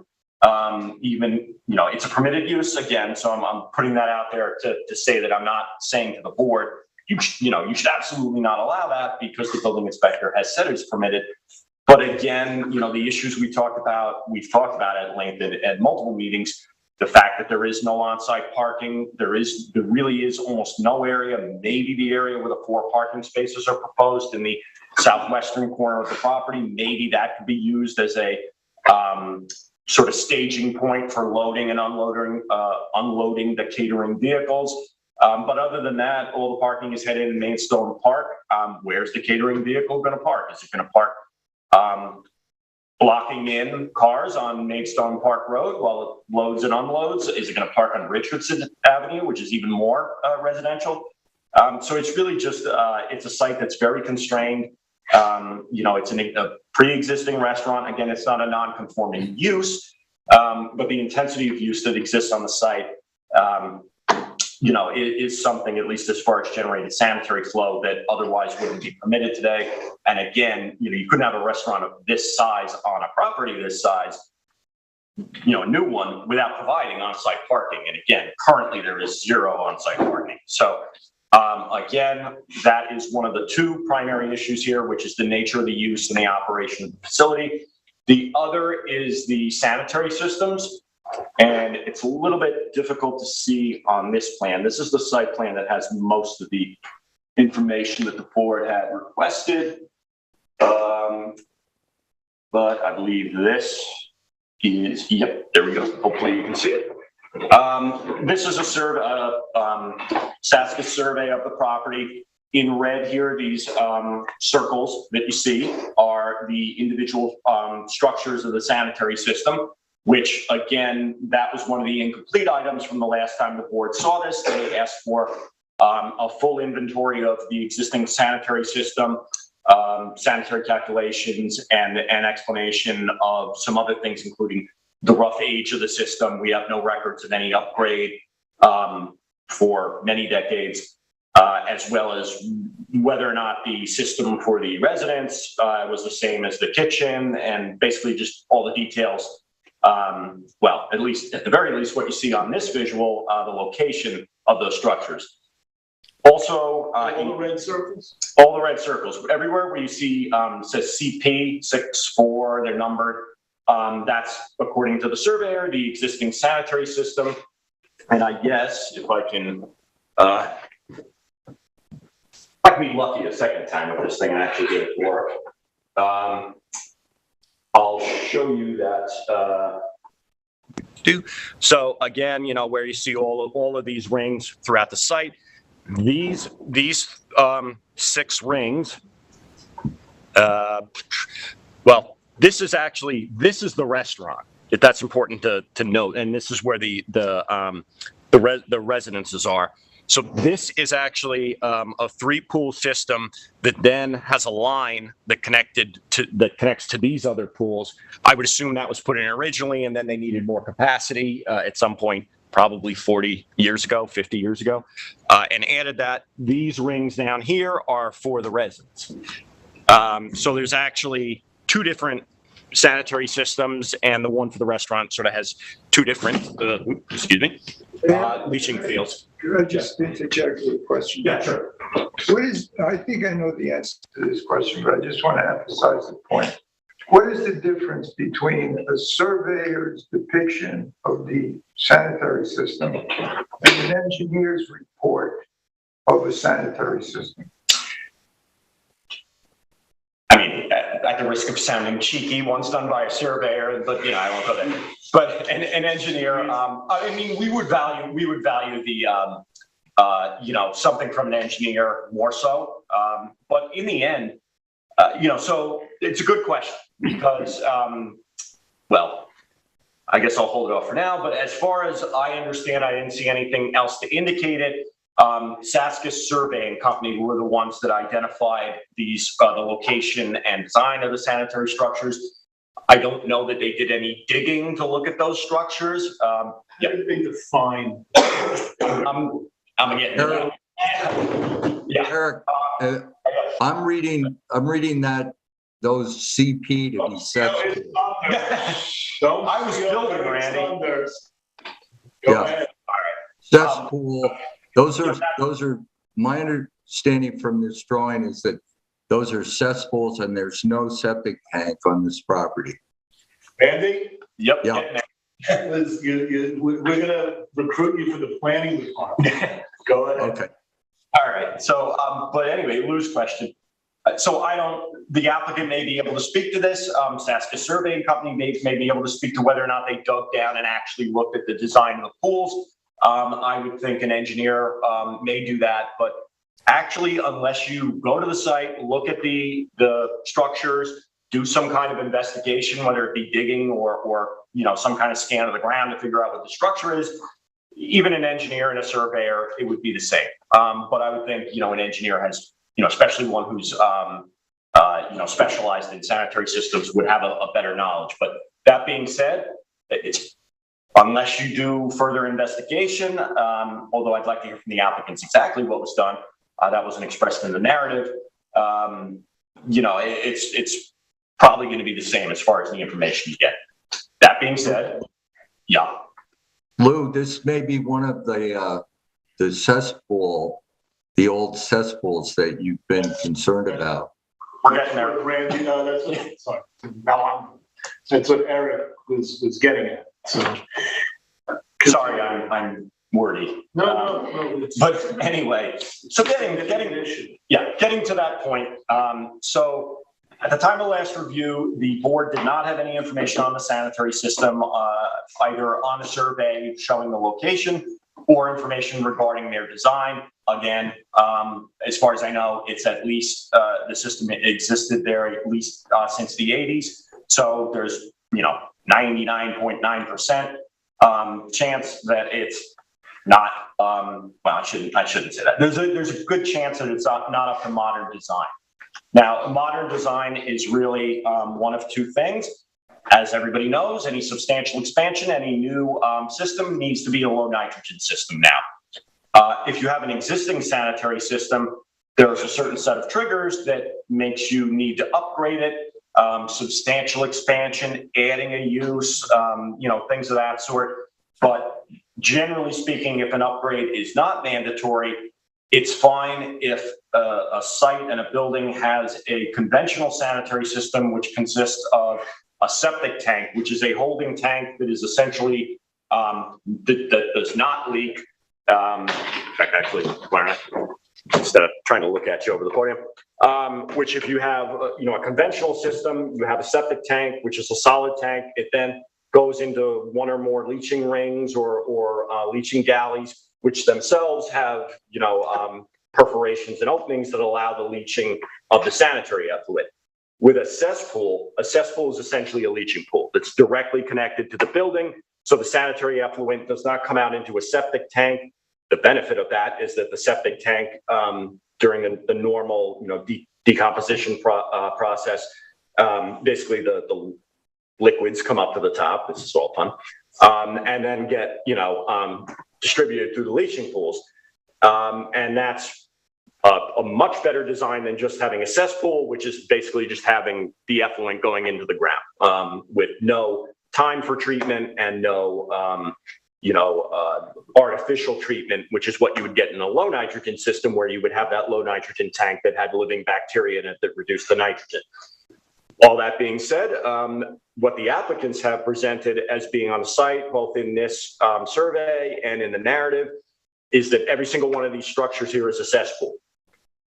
Now, a cesspool requires a mandatory upgrade under our code and also under the regulations of the EPA. And our code is the section of our code that says you need to update cesspools is based on that EPA regulation. But there's a little bit of specifics to that. I attached information from the EPA to the memorandum that was posted online. But the difference here is, first of all, what our code says is all large capacity cesspools, and that is a defined term, need to be upgraded. Now, keep in mind that is irrespective of this site plan application. It's irrespective of anything the planning board would do or need to do or would be willing to approve or would deny. That's a section of the code that basically says, as of this date, which was in 2019, if you have a non-residential use that is served by a large capacity cesspool, and a large capacity cesspool is defined by the EPA as a cesspool that is designed to handle the flow of 20 or more persons. Again, this is a 76-seat restaurant that also has housing units in it. The EPA regulation and the town regulations say that you must upgrade that sanitary system to a low nitrogen system. Again, that is a code section that has nothing to do with anything that triggered by the site plan. It basically said so I guess the key point here is that if the information provided by the applicants is correct in the narrative that these are all cesspools, then as I read the code, a mandatory upgrade is required, 3 years ago. And so that's something, perhaps we're kind of new to this section of the code. Perhaps I read it wrong. I did consult with the director of the Natural Resources Department, as well as the director of my department, Planning, as well as some other individuals in Natural Resources and Planning. And we all came to the same conclusion that there is a mandatory upgrade, required for this site. So the implications on the site plan now are that if that is correct, the sanitary systems that are there will need to be removed or retrofitted, I suspect entirely removed. And the site plan needs to be amended to provide the location of the sanitary system. We would recommend a separate, since this would be a comprehensive site overhaul, we'd recommend that you require a separate plan, a sanitary plan that has all the sanitary calculations, the designs, all the standard information for a sanitary plan. Again, though, this is an issue the reason that the applicants, the public, and the board aren't hearing about this is because this came up as a result of the last submission from the applicants, which stated definitively, based on the planning board's inquiry, that all of the sanitary systems are cesspools. So I will just very quickly, I'll say based on that, the application is still incomplete, but I'll very quickly reiterate to you that the main issues here are the nature of the use and the number of catering businesses that may be operating as well. And then the second most important issue is the sanitary system and what needs to be done to update that. Let me ask before I turn to the applicant.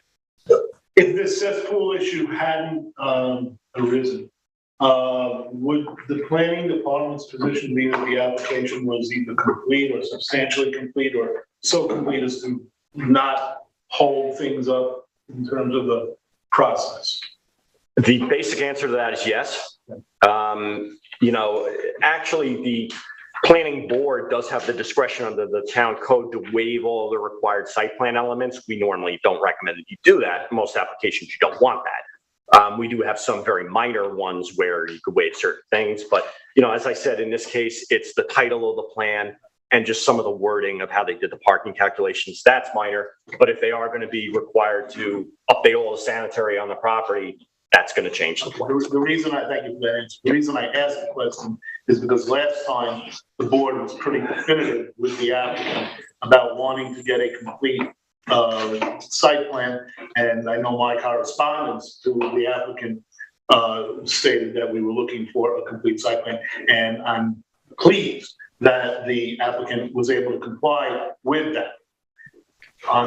At the same time, having complied with that, we now have this substantial issue regarding the cesspool. So we go from one set of issues to another set of issues. And one issue that has remained constant is the catering issue, which you have to address one way or the other. But I do want to thank the applicant for, I know we gave them a short window. They asked for a little more time. We gave them that. And I'm glad that you were able to, the applicant was able to come up with a pretty much complete site plan. But now we have new issues. So the floor is yours. Thank you. Good evening, everyone. Thanks again.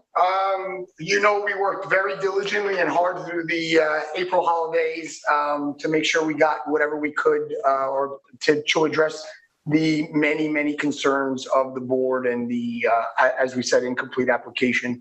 I thank the board for acknowledging and I thank Mr. Shantz also for his work on this. I appreciate there was also a second visit that we had requested that was very helpful. So we would like to thank everybody for that also.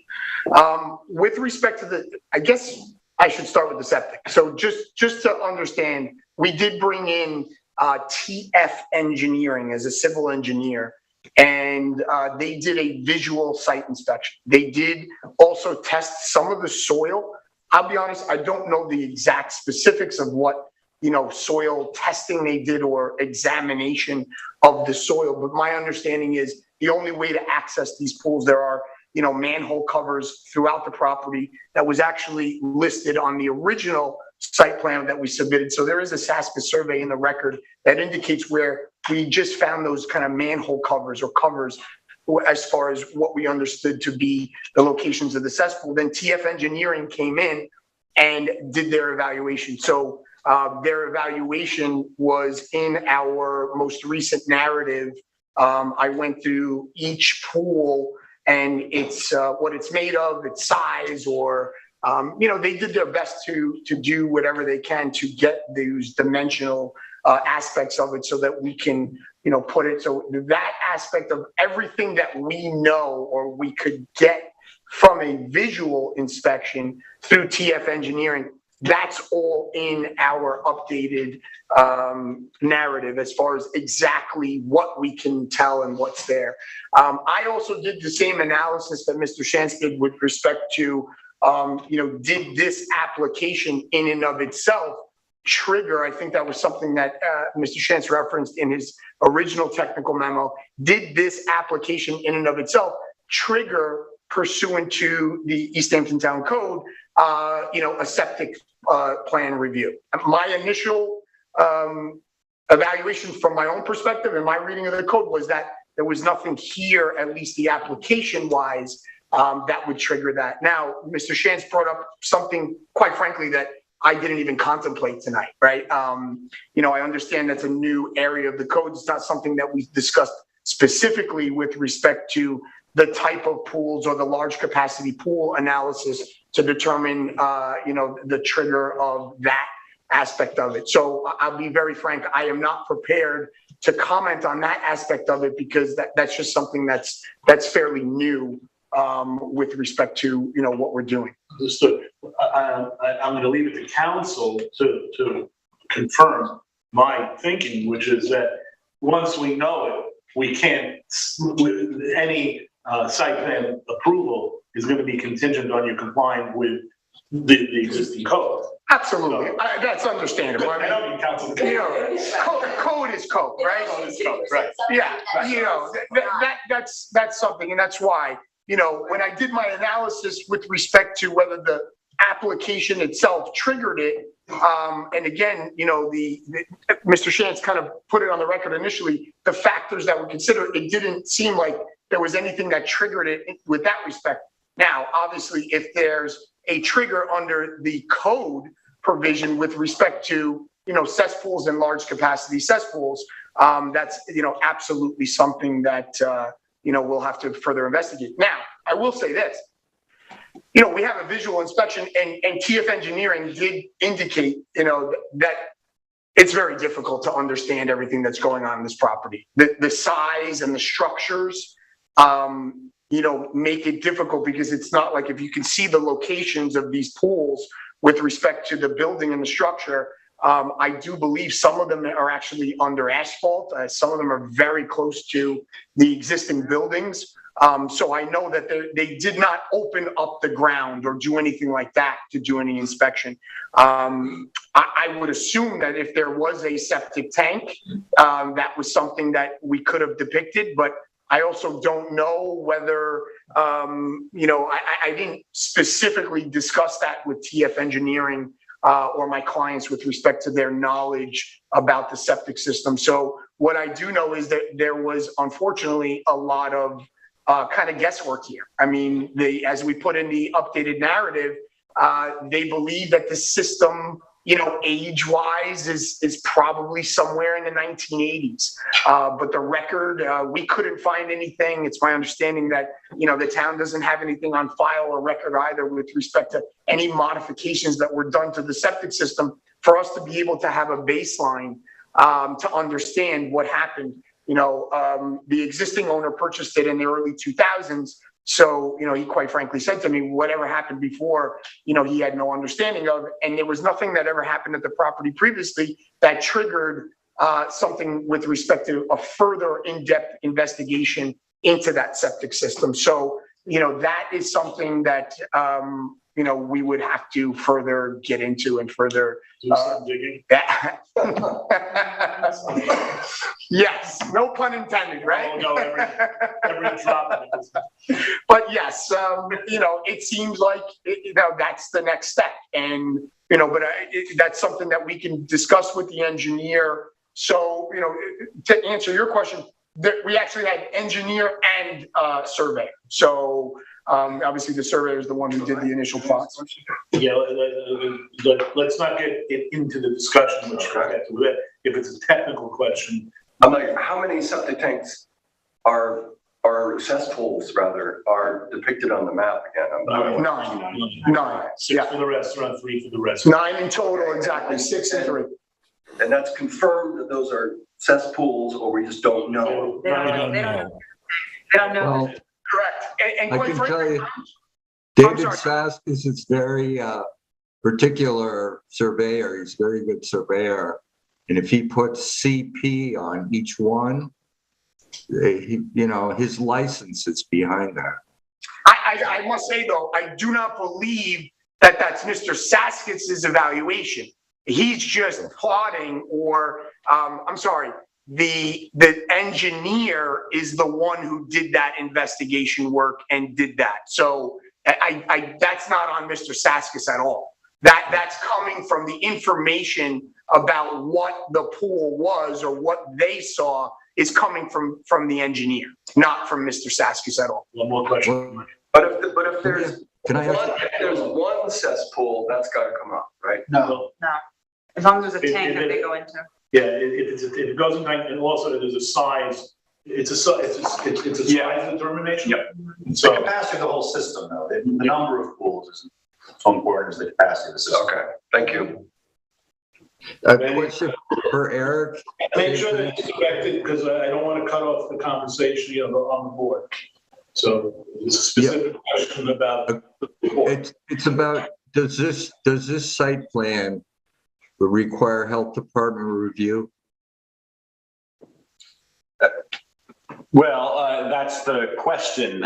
If they're proposing additional uses, then it triggers an upgrade, and yes. But at face value, if they were proposing just to legalize the structures that were built or put on site without permits, which is what was stated in the narrative, then no, they're not proposing additional uses or an expansion of the restaurant in terms of size or seating.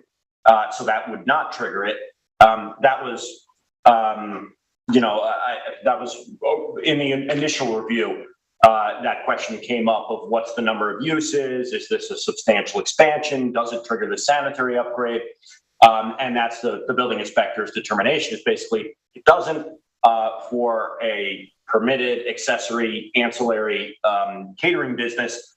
But if you're bringing other businesses to the site and they're going to be functioning there, then you're adding uses, you need new sanitary. So the way it was originally proposed, I believe it did, although, because we've been down a little bit of a road here, then the building inspector laid out what the rules were. And I believe, although certainly the applicant's attorney can speak to this, I don't believe that they're proposing to add seating or expand the restaurant at this time. Absolutely not. No adding of the seating at all. No expansion of the restaurant at all. It's going to be the same as it exists and has, as my understanding, has existed throughout its history as a restaurant. We're spinning our wheels and beating around the bush, though, because I think everyone's going to agree that if it's a high-capacity cesspool, it's got to be replaced. That's correct. It's irrespective of site. I mean, I don't think we should really. No, we don't need to. We need to know that. We don't need, I think he understands that. It's just. Well, I'm talking to the board and everybody, Yeah. because we're really getting on ancillary issues.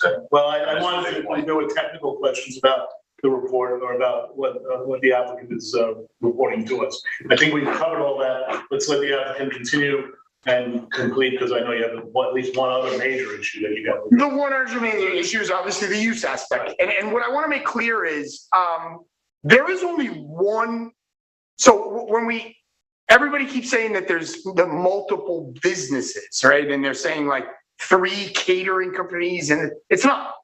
So as we listed in the initial narrative, the catering operations are conducted under a company called Sill Mill Catering.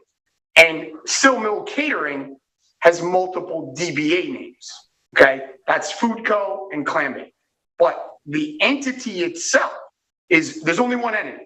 So at the property, you have Rita Cantina as the restaurant, and then you have the catering aspect, which is done through Sill Mill Catering. So there isn't, there's not multiple catering businesses there, right? There's one catering business with a DBA, I think, or 2 DBAs. I don't want to get too into the weeds on this as a legal matter, because if there's an issue that you have with the determination from the plant, from the building department, chief building inspector, you're going to have to deal with that. But correct, we have our other remedy we have to pursue. Correct. Yes. But my understanding is that the precedent is that a restaurant has catering, not that a restaurant is a restaurant and, oh yes, by the way, they also do catering, or oh, by the way, there is a catering business that's also located there that operates out of the same kitchen. I'm not going to say one way or the other how that restricts you, but you are making a legal law is really what it boils down to at these sites. And maybe it'll fly, maybe it won't fly, but it seems to me, based on what I've heard about catering ancillary, which is that the word that's used? Yeah, accessory. Accessory and ancillary seem to be thrown around interchangeably. Yeah, well, well, okay, but whatever. Look, I don't have the chief building inspector's determination, although I guess we can get it quickly enough. Well, frankly, we can't overrule them. And we can't overrule, right? So whatever it is, it is. But I'm just saying that it's not to my ear. It sounds that the word ancillary means one thing, and I don't know. I'm not the chief building inspector. So, was there anything else on that you wanted to impart regarding that? Well, just with respect to the overall application, right? So, when we came here, and I said it on the first meeting, we wanted to address the issues that we were in the justice court for. And at this point, I think Mr. Shantz highlighted that. I believe at least with respect to everything that is currently at the site has been addressed on this site plan. As far as we went through the technical memo, we went through the board's memo with respect to the additional requirements that what needed to be on the site plan. And as far as the multiple use aspect or, any type of application with respect to that, quite frankly, we haven't really gotten there yet, at least with respect on our end, because we wanted to address those matters that needed to be addressed rather quickly. The walk-in box, was an issue. They received a stop work order for it. It did expand, where we have listed the location, the size, and everything there. The additional parking area, Mr. Shantz brought up, something that we have discussed internally, honestly. Whether that is a proposed loading or unloading area for the accessory catering use, at some time in the future to alleviate, any parking restrictions or any, traffic restrictions there. There is a, loading and unloading area on the property that, we didn't pose to the board as something that we're going to use specifically for catering, but there is potentially something that we can work with. We addressed the garbage, which was a big thing. I think you can see on the site plan, there was a 10-yard dumpster that was being used before. And there was an extensive meeting with Mickey's Karting and my clients at the property. Now they've proposed, several 2-yard dumpsters that are going to be in the proper enclosures that are going to, not cause that traffic issue or blockage issue when they're being picked up. We have the 4 parking areas and what we all know, I've been there myself, right? And the parking is a big issue, right? So although it's minimal, we figured 4 is better than nothing, right? If we can put 4 cars, on site, I mean, it's better than not having anything. I mean, this property had almost no on-site parking except for some parking here out back, but really nothing. I mean, the property doesn't have the size for that. So what we wanted to do is we're trying our best to alleviate any concern as even as minimal as it may be as far as an alleviation. But it's better than nothing is what, we looked at. That's an area of the property, quite frankly, they don't even use. It wasn't used very often or, didn't service anything. So, as far as an area to alleviate at least those 4 spots, something that we did propose there. The fencing was a big issue that we worked with the highway department and building department on. That's another significant matter. So correct, this site plan here addresses all the code violations. It addresses everything that we have with respect to the site. If there's a further analysis that needs to be done with respect to a special use application or something like that, that's something that we would have to do moving forward, after completely understanding the building inspector's position, and potentially exhausting our remedies with respect to that analysis, to then, determine what exactly the scope of a special permit application would exactly. I understand, whatever issues you had in the justice court, you dealt with or are dealing with or will deal with, and those, while they may be certainly overlap with issues that are raised, in our process here, our process is our process, and as Eric said earlier, except for a couple of minor, easily addressed things, our process previous to this seems to be, we're good to go.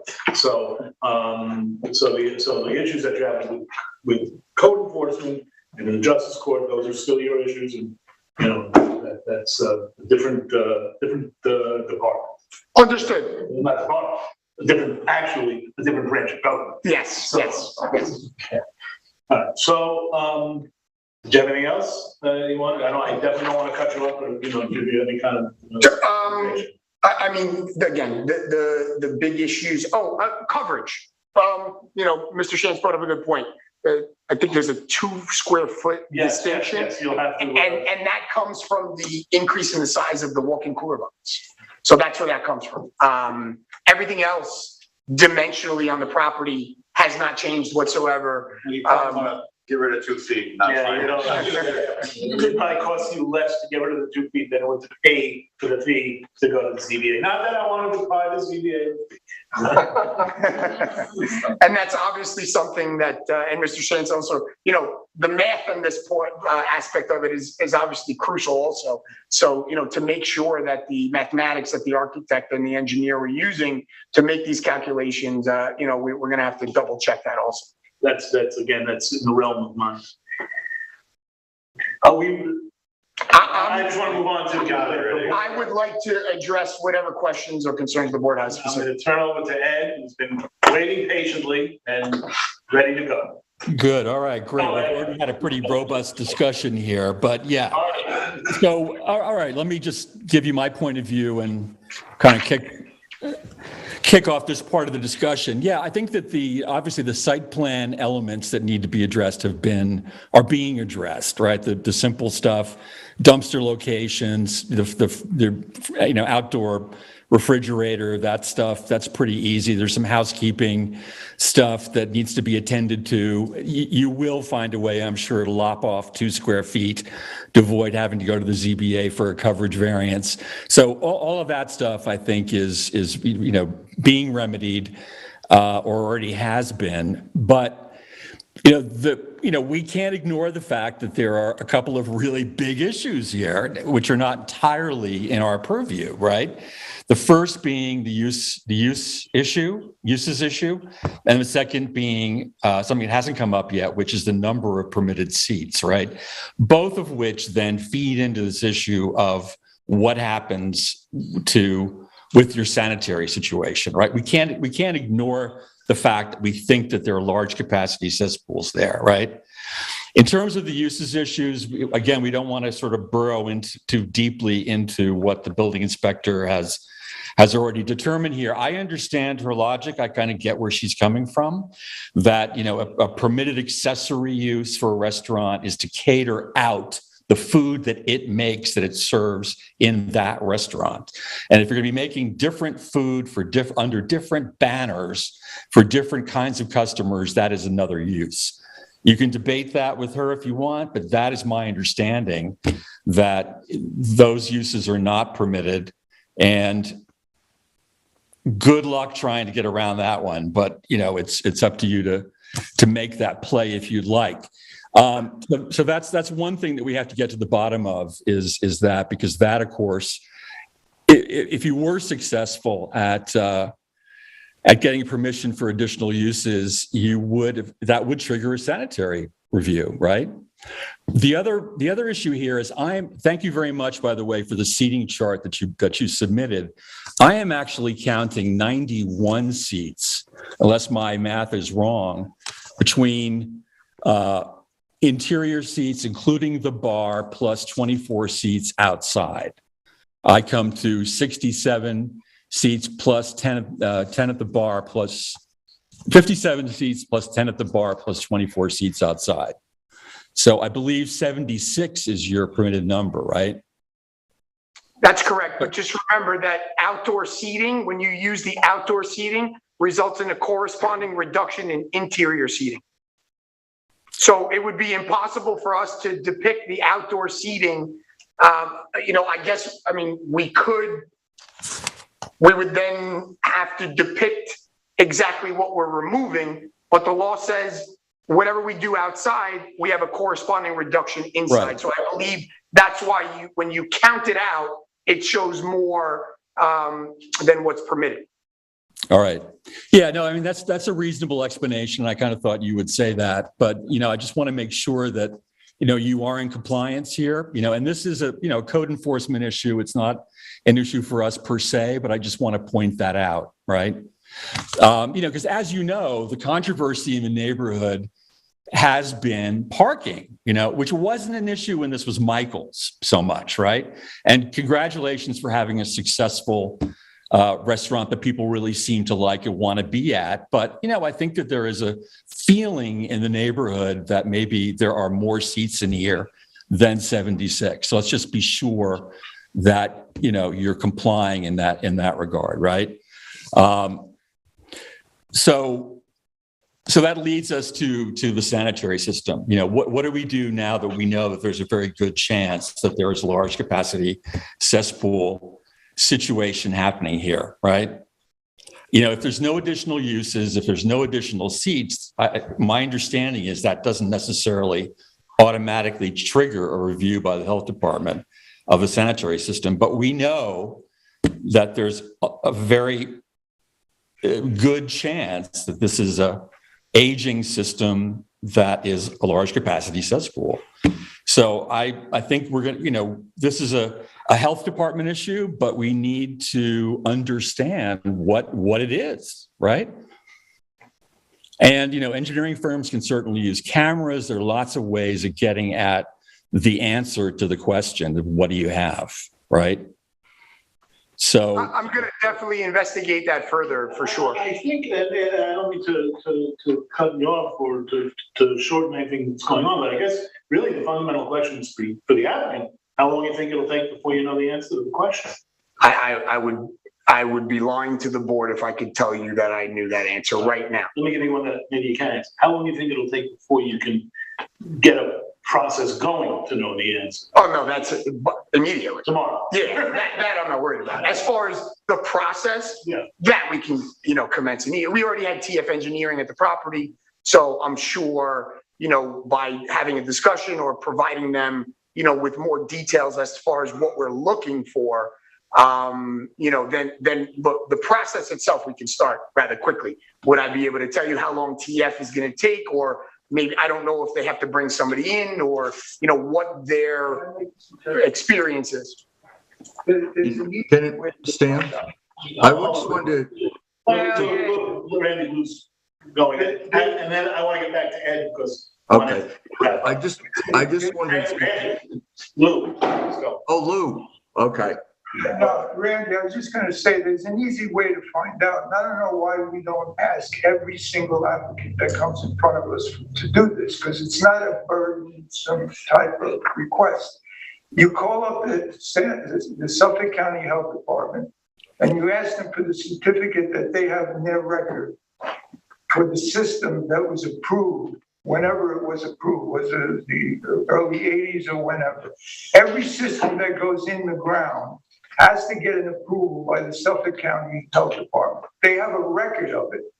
You get that record, you know exactly what system you have, period. You'd be surprised, Lou. You'd be surprised how bad their records are. Look, I don't think anyone's proposing, we're not going to find this answer. We need to find the answer. Let me go back to Ed, because I know I cut Ed off in the public. And Yeah, well, I mean, so those are the issues. I think we need to get to the, settle on the fact that the usage, the determination by the chief building inspector about uses, it seems to me, is a given, right? So we need to kind of accept that, and I think it becomes a code enforcement issue, but clearly there are a lot of people in the neighborhood who are very unhappy about what they consider to be multiple uses. And if the building inspector is supporting that view, and, as Eric pointed out, it's, logistically very difficult to run, with the constraints around parking, very difficult to run catering businesses out of there. And if the building inspector prevails here, which we're assuming that she will, 2 of those uses have to go. So yeah, and the sanitary issue, we've got to get to the bottom of that. There's no question about it, right? And determine what needs to be done. The rest of it is minor stuff, and I'm sure that can be dealt with very easily. That's it. Thank you very much, Ed, and sorry to keep chock-a-blocking you there. If I may just address one thing that Ed brought up. Ed, you brought up something about a seating. I will tell you this. To date, there has never been any code violation or anything from code enforcement with respect to capacity or overcapacity or seating issues. Quite frankly, that's the first time I've heard of that.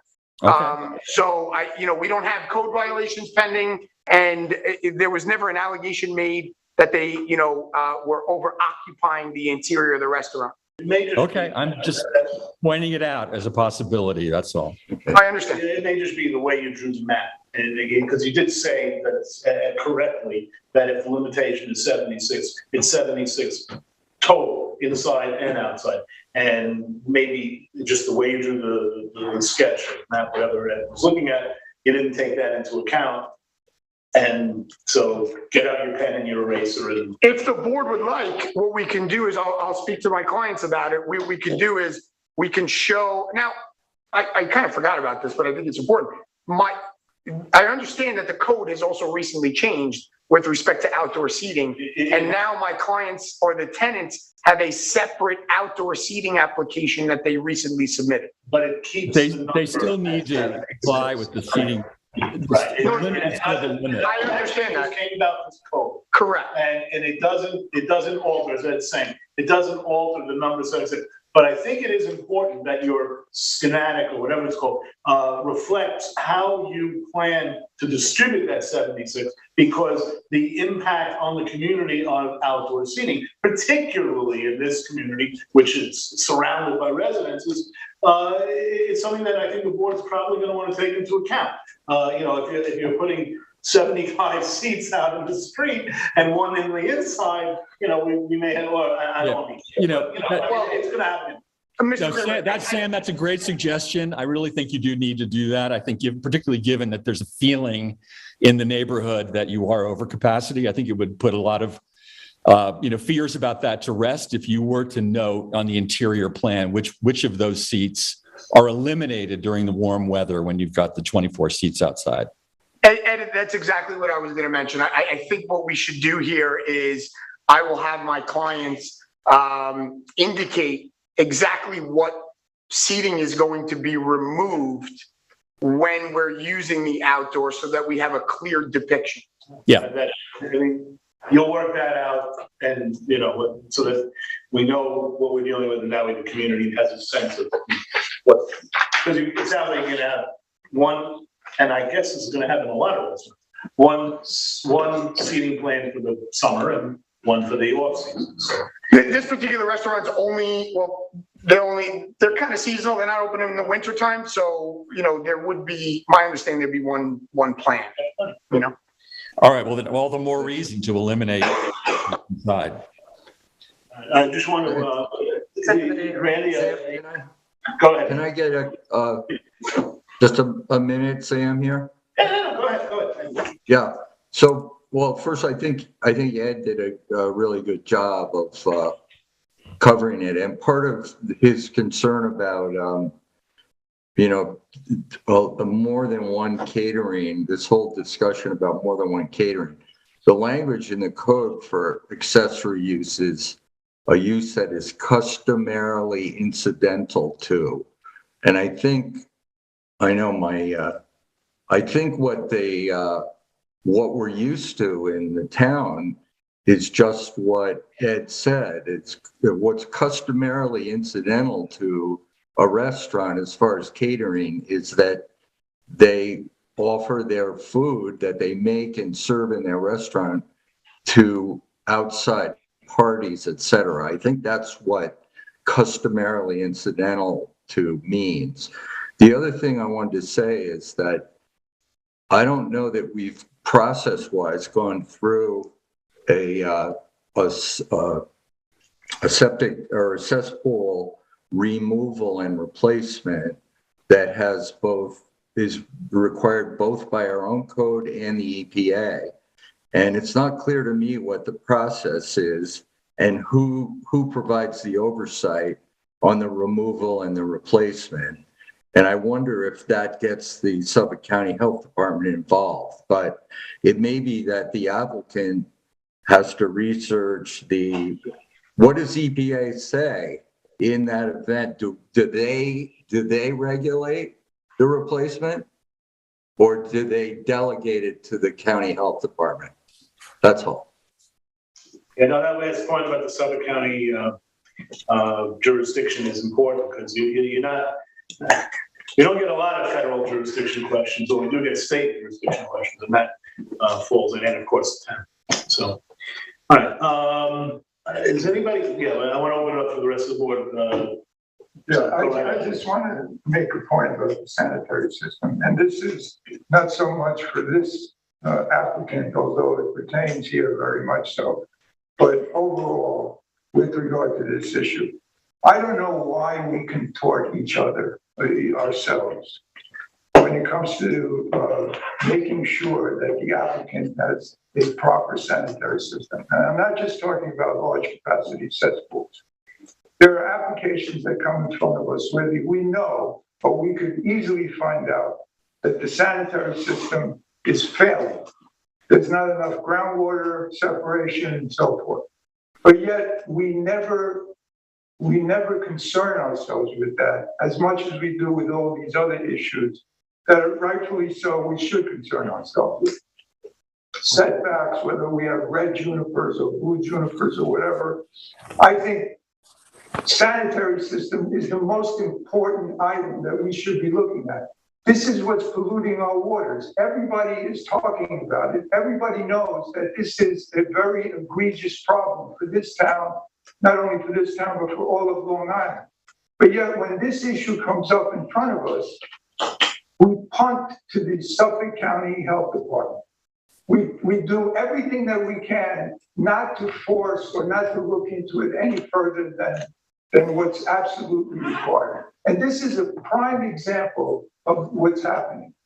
I want to use the analogy of Al Capone. They say that Al Capone, they kept investigating him for murder and loan sharking and what have you. They couldn't get him on that, but they finally found him on tax evasion. Well, this is the reverse.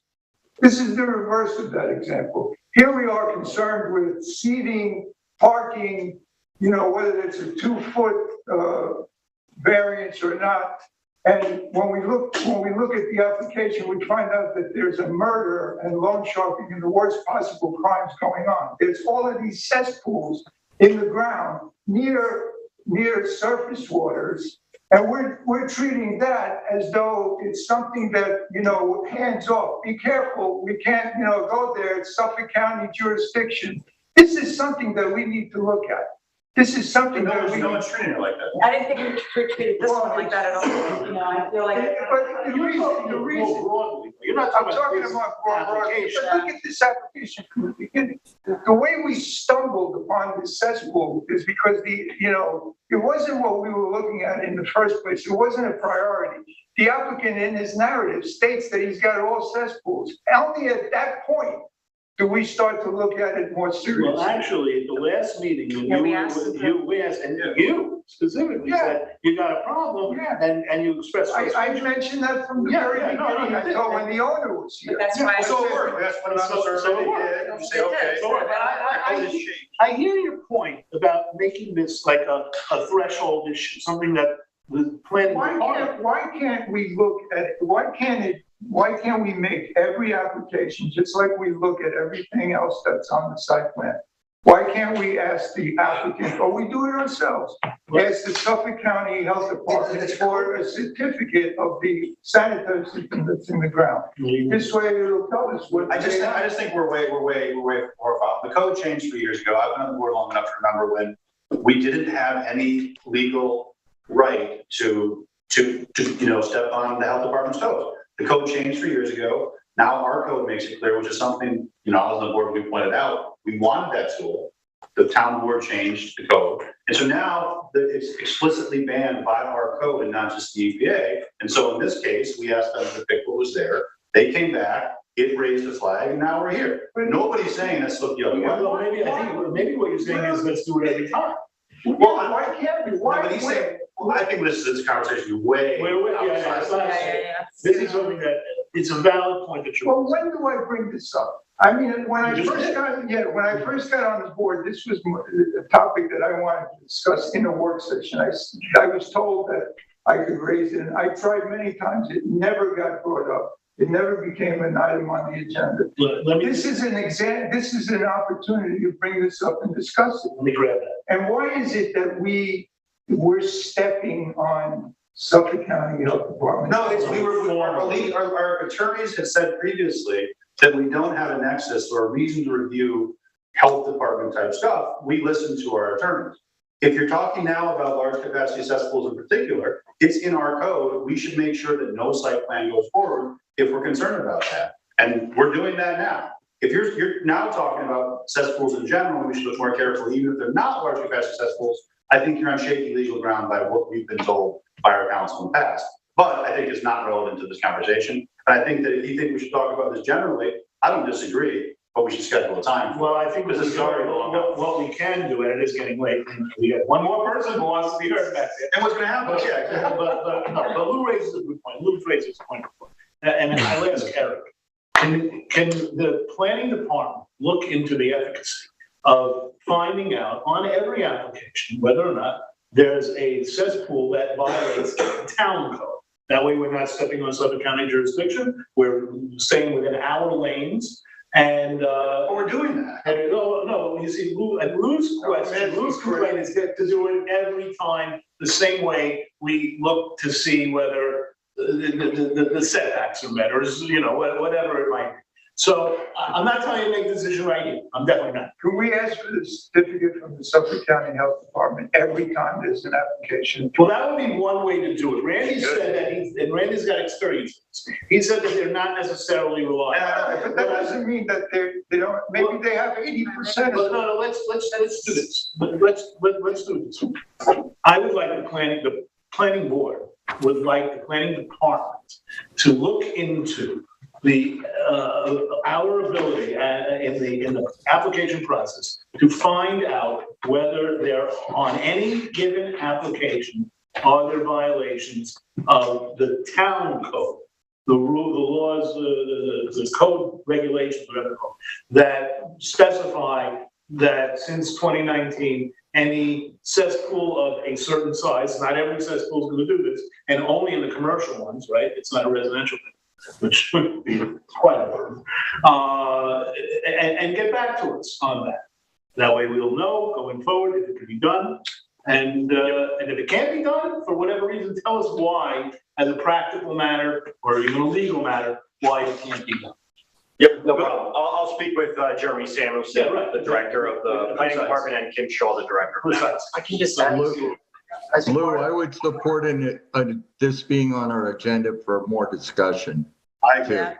Well, let's let the planning department come back to us and see what can be done, and then we'll put it on the agenda. Yeah, but I think the way our site plan standards and our special permit standards talk about water quality and water pollution, and we definitely have the responsibility to ensure that our approvals are not approving polluting projects. So anyway, that's another question of. No, that's a very good point, Randy. I agree. Okay, let's let this applicant go home and let the next applicant go home. I'm gonna do the 3 questions. Well, that we have. we haven't even gone on the table because we're. No, so understanding. I just want to put on record that I think. Oh, you're right, I apologize. You're absolutely, and I apologize. No, I think the cesspools are really, really important, and that has to be figured out, but the biggest problem I have is the uses on this property. The way I read, Ann Glenn's determination is that this outside catering company that's doing clam bakes and other things is not part of Rita Cantina. And that's the way I read it, and so I think that's gonna trigger a septic review if they want to go on with that.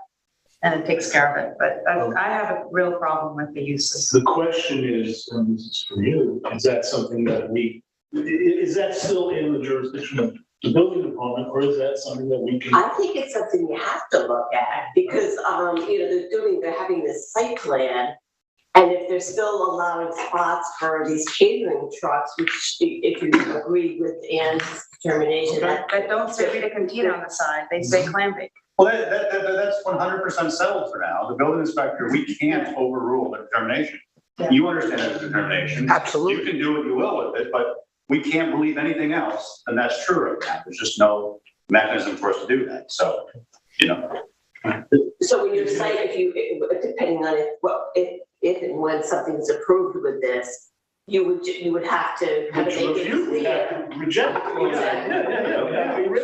If that's how you. if they're proposing to have those other catering uses, I mean, we could not approve that because building inspector says you can't, of course. No, that's, I just want to make sure I said I'm sorry, that. I really have. I didn't mean with that use. by any means, No, limit that's okay. anybody on the board saying anything, but, and so that can be. Yeah, I'll tell you my briefer. Well, first of all, I think that I want to say one thing. I took the lead on this application last time, and I stated what I still believe, which is there's a restaurant that's been here for a long time. I misspoke, or I spoke in error, rather, and said there was an approved site plan, and that's what you had to go back to, what you want to do. A member of the public pointed it out. I want to state publicly I was wrong in that. What I should have said is go back to your most recent CO to say what's allowed, and then, the site plan goes beyond that. So I just want to say that publicly for everybody's knowledge. Look, I think you came back, early you had a very incomplete application. You came back, and I think you did it, a good faith effort to check a lot of boxes, and I appreciate that. Obviously, there's a lot of public concerns. I agree about catering, but I think that there's just nothing to discuss right now because the determination is what it is, and you'll do what you will. I do think the planning department brings a good point, though, about, where are you going to fit catering even for the restaurant? And I think your sanitary system right now is the issue. You've got to look into that, figure out what it is, because if it's I'm happy the code was changed. I advocated for that so that we could just say, if it's illegal by the EPA, our code matches and we can make sure these things aren't existing. So that's your biggest thing. But even if you have one catering, aside from that, one caterer, I do think you need a place where you can pull in and deliver. You need to be able to absorb that, even if it's ancillary for this food only. One other thing I want to put on the table is outdoor dining. I know you're allowed to have outdoor dining. It's a pretty constricted site here. That is a place that could be more parking, could be more delivering. Again, I don't think we're to those details yet because the septic, I just don't want to be, and I think you made a good effort to put everything on the table here. Something came up, but I just want to throw it out there that I think that if you're having a hard time fitting cars and catering vehicles, you might have to look at that new outdoor dining spaces, a possibility. But until you figure out sanitary, I don't think you can do much of anything. Thanks. Thank you very much. You got one? Nothing to add. Yeah, I'll thank you. Mandy and Ed, you both, come with your comments. I want to echo what Aaron said. You can have 57 different corporate forms, and the reality is that you got a different business, multiple businesses going there. Ancillary, somebody read the code, what ancillary means. You can go ahead and try and overturn what the building department said. That's your right, but so we're bound by that, and so And Ian raises a good point, you know, you ought to do outdoor seating, maybe you might want to reconsider that. But as Ian said also, the threshold issue right now today, and that's why I asked the report, how soon do you think you can deal with it, is the septic issue. Because, you know, that ties into the number of uses, depending on how things shake out with the building department field. But it also is, we can't approve it if you're in violation, and that, so you gotta. And being from the 80s, there's a chance that there are septic tanks. So it's just by what we know, everyone who said. And that's why I said, I don't want to be conclusive in the sense that, you know, to say it's not there or that they're defined, you know, as large capacity. Listen, I recognize that this is like, you know, oh my God. Yeah, but you gotta deal with it. Absolutely. For me on that issue, you just have to certify this is not a large capacity cesspool, which is defined. It's not some arbitrary term, either by health department records, by an engineer's report. Once you do that, I think we then get into the nuance that maybe Lou would want to do more. But for me, that's the threshold issue where we can then move forward with not an expansion. Understood. And I want to make it clear, I don't mean to attempt to litigate the legal arguments with respect to the, correct, to the, thankfully. I was just merely responding to some comments. You know, there's a little bit of an overlap, obviously, in discussing it. Well, actually, mercifully, we have to follow, you know, what the building inspector says. And so, you know, we had our opinions that she's got it right. And, you know, but you have the right to go say she's got it wrong. And if somebody else says she got it wrong, then we're gonna have to live with that. So, you know, so this is the law school exam. Well, in law school, you get points just for answering, even if you're wrong. Oh, wait, that's the bar. All right, we're gonna go through the questions real quick, but I think we're pretty straightforward at this point. Should the outstanding site plan elements listed by the planning department be submitted?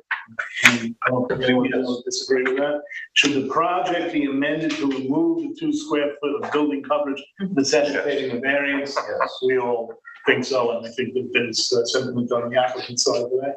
And we may need to reword this, but I'll use it as it is now. Should the plans be amended, a comprehensive site septic plan be submitted, providing all design details for the required low nitrogen sanitary system upgrade? And I think the answer to that is yeah, but you know, but that's based on the assumption that it's So in order to get to that question, we have further investigation to do. Exactly. Some digging. Yeah, some digging. All right. May I ask, will we be notified how much time we're going to have to do that? Well, that's kind of why I asked the question. I mean, look, you know, the sooner you do it, the sooner you're gonna be able to get back to us. So I don't think that the issues that implicated code violations are present at this point. Yeah, so, you know, I mean, we could give you more time to do it, but you're never gonna get your approval from us without dealing with this septic tank issue, this cesspool issue. Absolutely. So, I mean, maybe we should say 30 days. Does that work for you? Again, it works for me as far as commencing the process, whether we can complete, you know, to get the health department certificate, or I don't know if we have to foil the records from the health department. I don't know exactly how that process You should works. be able to find out if it's a cesspool or if there's septic tanks. Okay. An engineer will do that. So let's try with the septic. tell you what, no, he's right, because it's a public record, even if it's got issues that Randy, you know, seems to know that. I might have it. And then maybe we can get you back here in 30 days or something like that. Or is that a viable thing? Yeah, sure. So, you know, we'll get you back here in 30 days and get a sense of where you're at. Okay. All right. All right. Thank you very much. I thank everybody, ladies and gentlemen. Appreciate your time. Thank you. Thank you. Thank you. Everybody have a good night. Thanks. And now we turn to Ms. Cohen, who Again, we apologize. Somebody's got to be last. I'm always last. I was last time, so. All right. This might be the last. All right, let's get up here and have your last. We've got on this one is Modification. Marco. Try to save it. Yeah, come on, Lydia, you're the one. I'm saving a tree. I brought it up. I'm paying We're gonna for let it again. Marco go, then you'll go. Randy, your picture keeps freezing. I know. Your voice is working now. You got this Mona Lisa thing going, so. I know. It comes and goes, the picture. All right, go ahead. Wait, Marco's going to read this incredibly fast. yes, this is a modification. It's to relocate the proposed artist studio. It's roughly 23 feet to the south and roughly 6 feet to the east. This is on the vacant parcel that's in Springs. It's on the B residence. The dimensions have been proposed and modified to be 32 feet by 32 feet instead of, the approved 26 feet by 40 feet.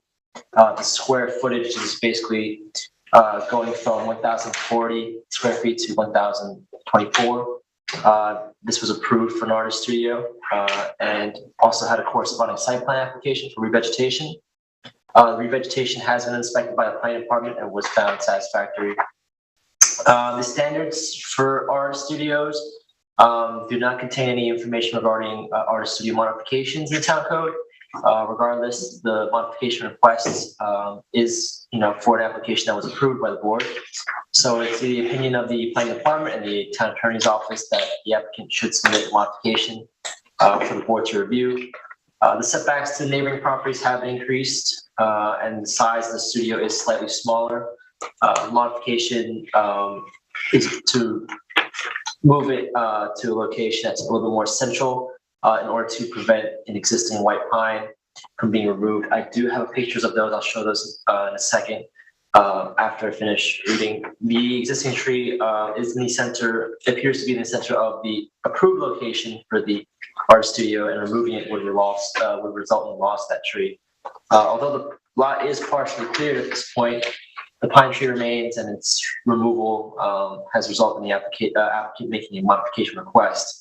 The planning department has no objections to the modification. However, it should be noted that the modification should be depicted on a licensed survey. The modification submitted is depicted by the applicant based on the approved survey, the previously approved one. The town code for artist studios state that a survey and building plans referenced in the certificate of occupancy should be included. The board may wish to require that the applicant submit a licensed survey and building plans prior to a CO as a condition of approval for the modification. It does have a site plan application for revegetation that was due to clearing that the building permit. The modification itself is minor. Although it is minor, the applicant will need a site plan modification from the board, and a corresponding resolution should be made for that as well. The applicant has submitted a site plan modification and the same drawn surveys. Like the artist studio modification, the board may wish to require that the applicant submit a licensed survey and building plans prior to a CO as a condition of approval of the modification. So that's pretty much it. So in conclusion, the applicant is requesting artist studio modification, which is undefined in the town code, and a site plan modification. The modification request is minor and would prevent the existing tree from being removed. And the new location is more centrally located, which was previously recommended by the planning department in earlier reviews. Thank you very much, Marco. Mr. Cummings. I think that's it. I'm trying to save a tree. We're gonna move it over a little bit. I'm further away from property, neighbors. It kind of works for everybody. That's a beautiful tree I'm trying to save. So I don't know why I didn't catch it. I think we got caught up over the years, and I didn't realize that we plotted this thing right where this tree was. So that when I went to go plot out where it was, I was like, okay, now we're gonna have to take out this tree. And then I was like, we've taken enough trees. Maybe we want to save the tree and relocate, moving ourselves away from property lines. I think the board and neighbors would approve with it. So I figured I'd go ahead with that option other than taking the tree out. Randy? I think it's a improved plan, and I'm ready to vote yes, along with all of the subtleties of that Marco raised about the process. But I like this better than the other one, so it's easy. Marco did raise a good point that, we've got this artist studio application process, and from time to time we get them and we find little holes in them. And so we might want to put this on the list of things to do in the planning department when we figure out, when we look at statutes. So I'll put it to the, Randy, do you have anything else on it? Is that it? Nope, I'm on an A vote, in favor. Is it too short of discussion to say, does everybody agree with Randy? Yes, I agree, except for that I don't think that we should need to plot it on a survey before a CO, because that's not typically a requirement. You happen to have a site plan that's separate, you're gonna have to do that for that. But I don't want to set a precedent here. Yeah, you're right. If it's bad code, it's bad code, but we don't require it typically, and I don't think we should. So this particular application, what we're looking at is modification. So I don't think it's going to require a change. Well, one of the questions was, do we require it to be, revised survey before a CO? I think the answer for an art studio is no. He does have a site plan, which we'll need it for, but. But is the site plan technically a site plan? I don't agree with that, Ian. I think we have to have a good record that people can look back at, and it has to be on a survey. I mean, I don't see how you get around that. But won't I always I'm always gonna have to get an updated survey when the completion of the project in order to get a CO. So technically, if for whatever reason. Our requirement is all I'm saying, because we've been over this before the art studio, so. Right. You gotta do that with the building department, you gotta do it. I don't want to set a precedent that we've not done that before with art studios. And it's not the code directly. I understand. Maybe it's not a hole in the law in that case. So Ian, I hear that as you. I don't have to address that issue now tonight, thankfully, right? Well, I mean, Randy, I'm looking at you.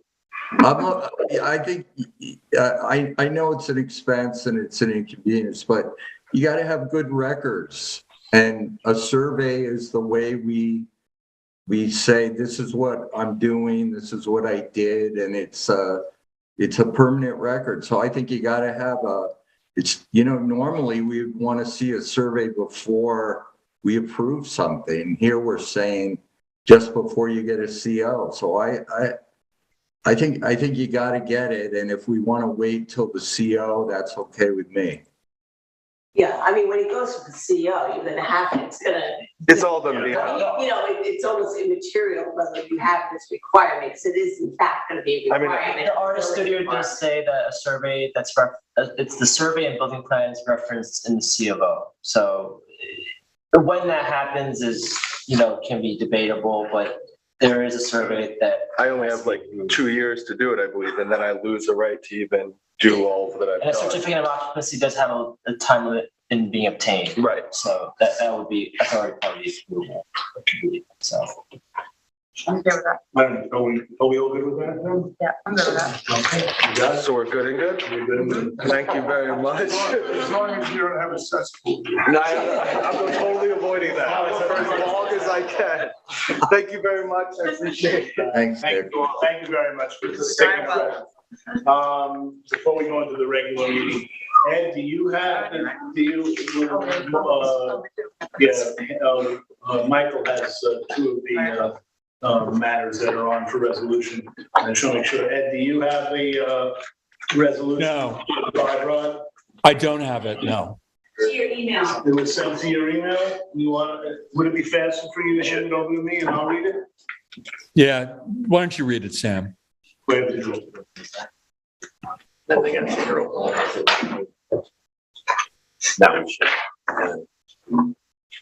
here to sign. You're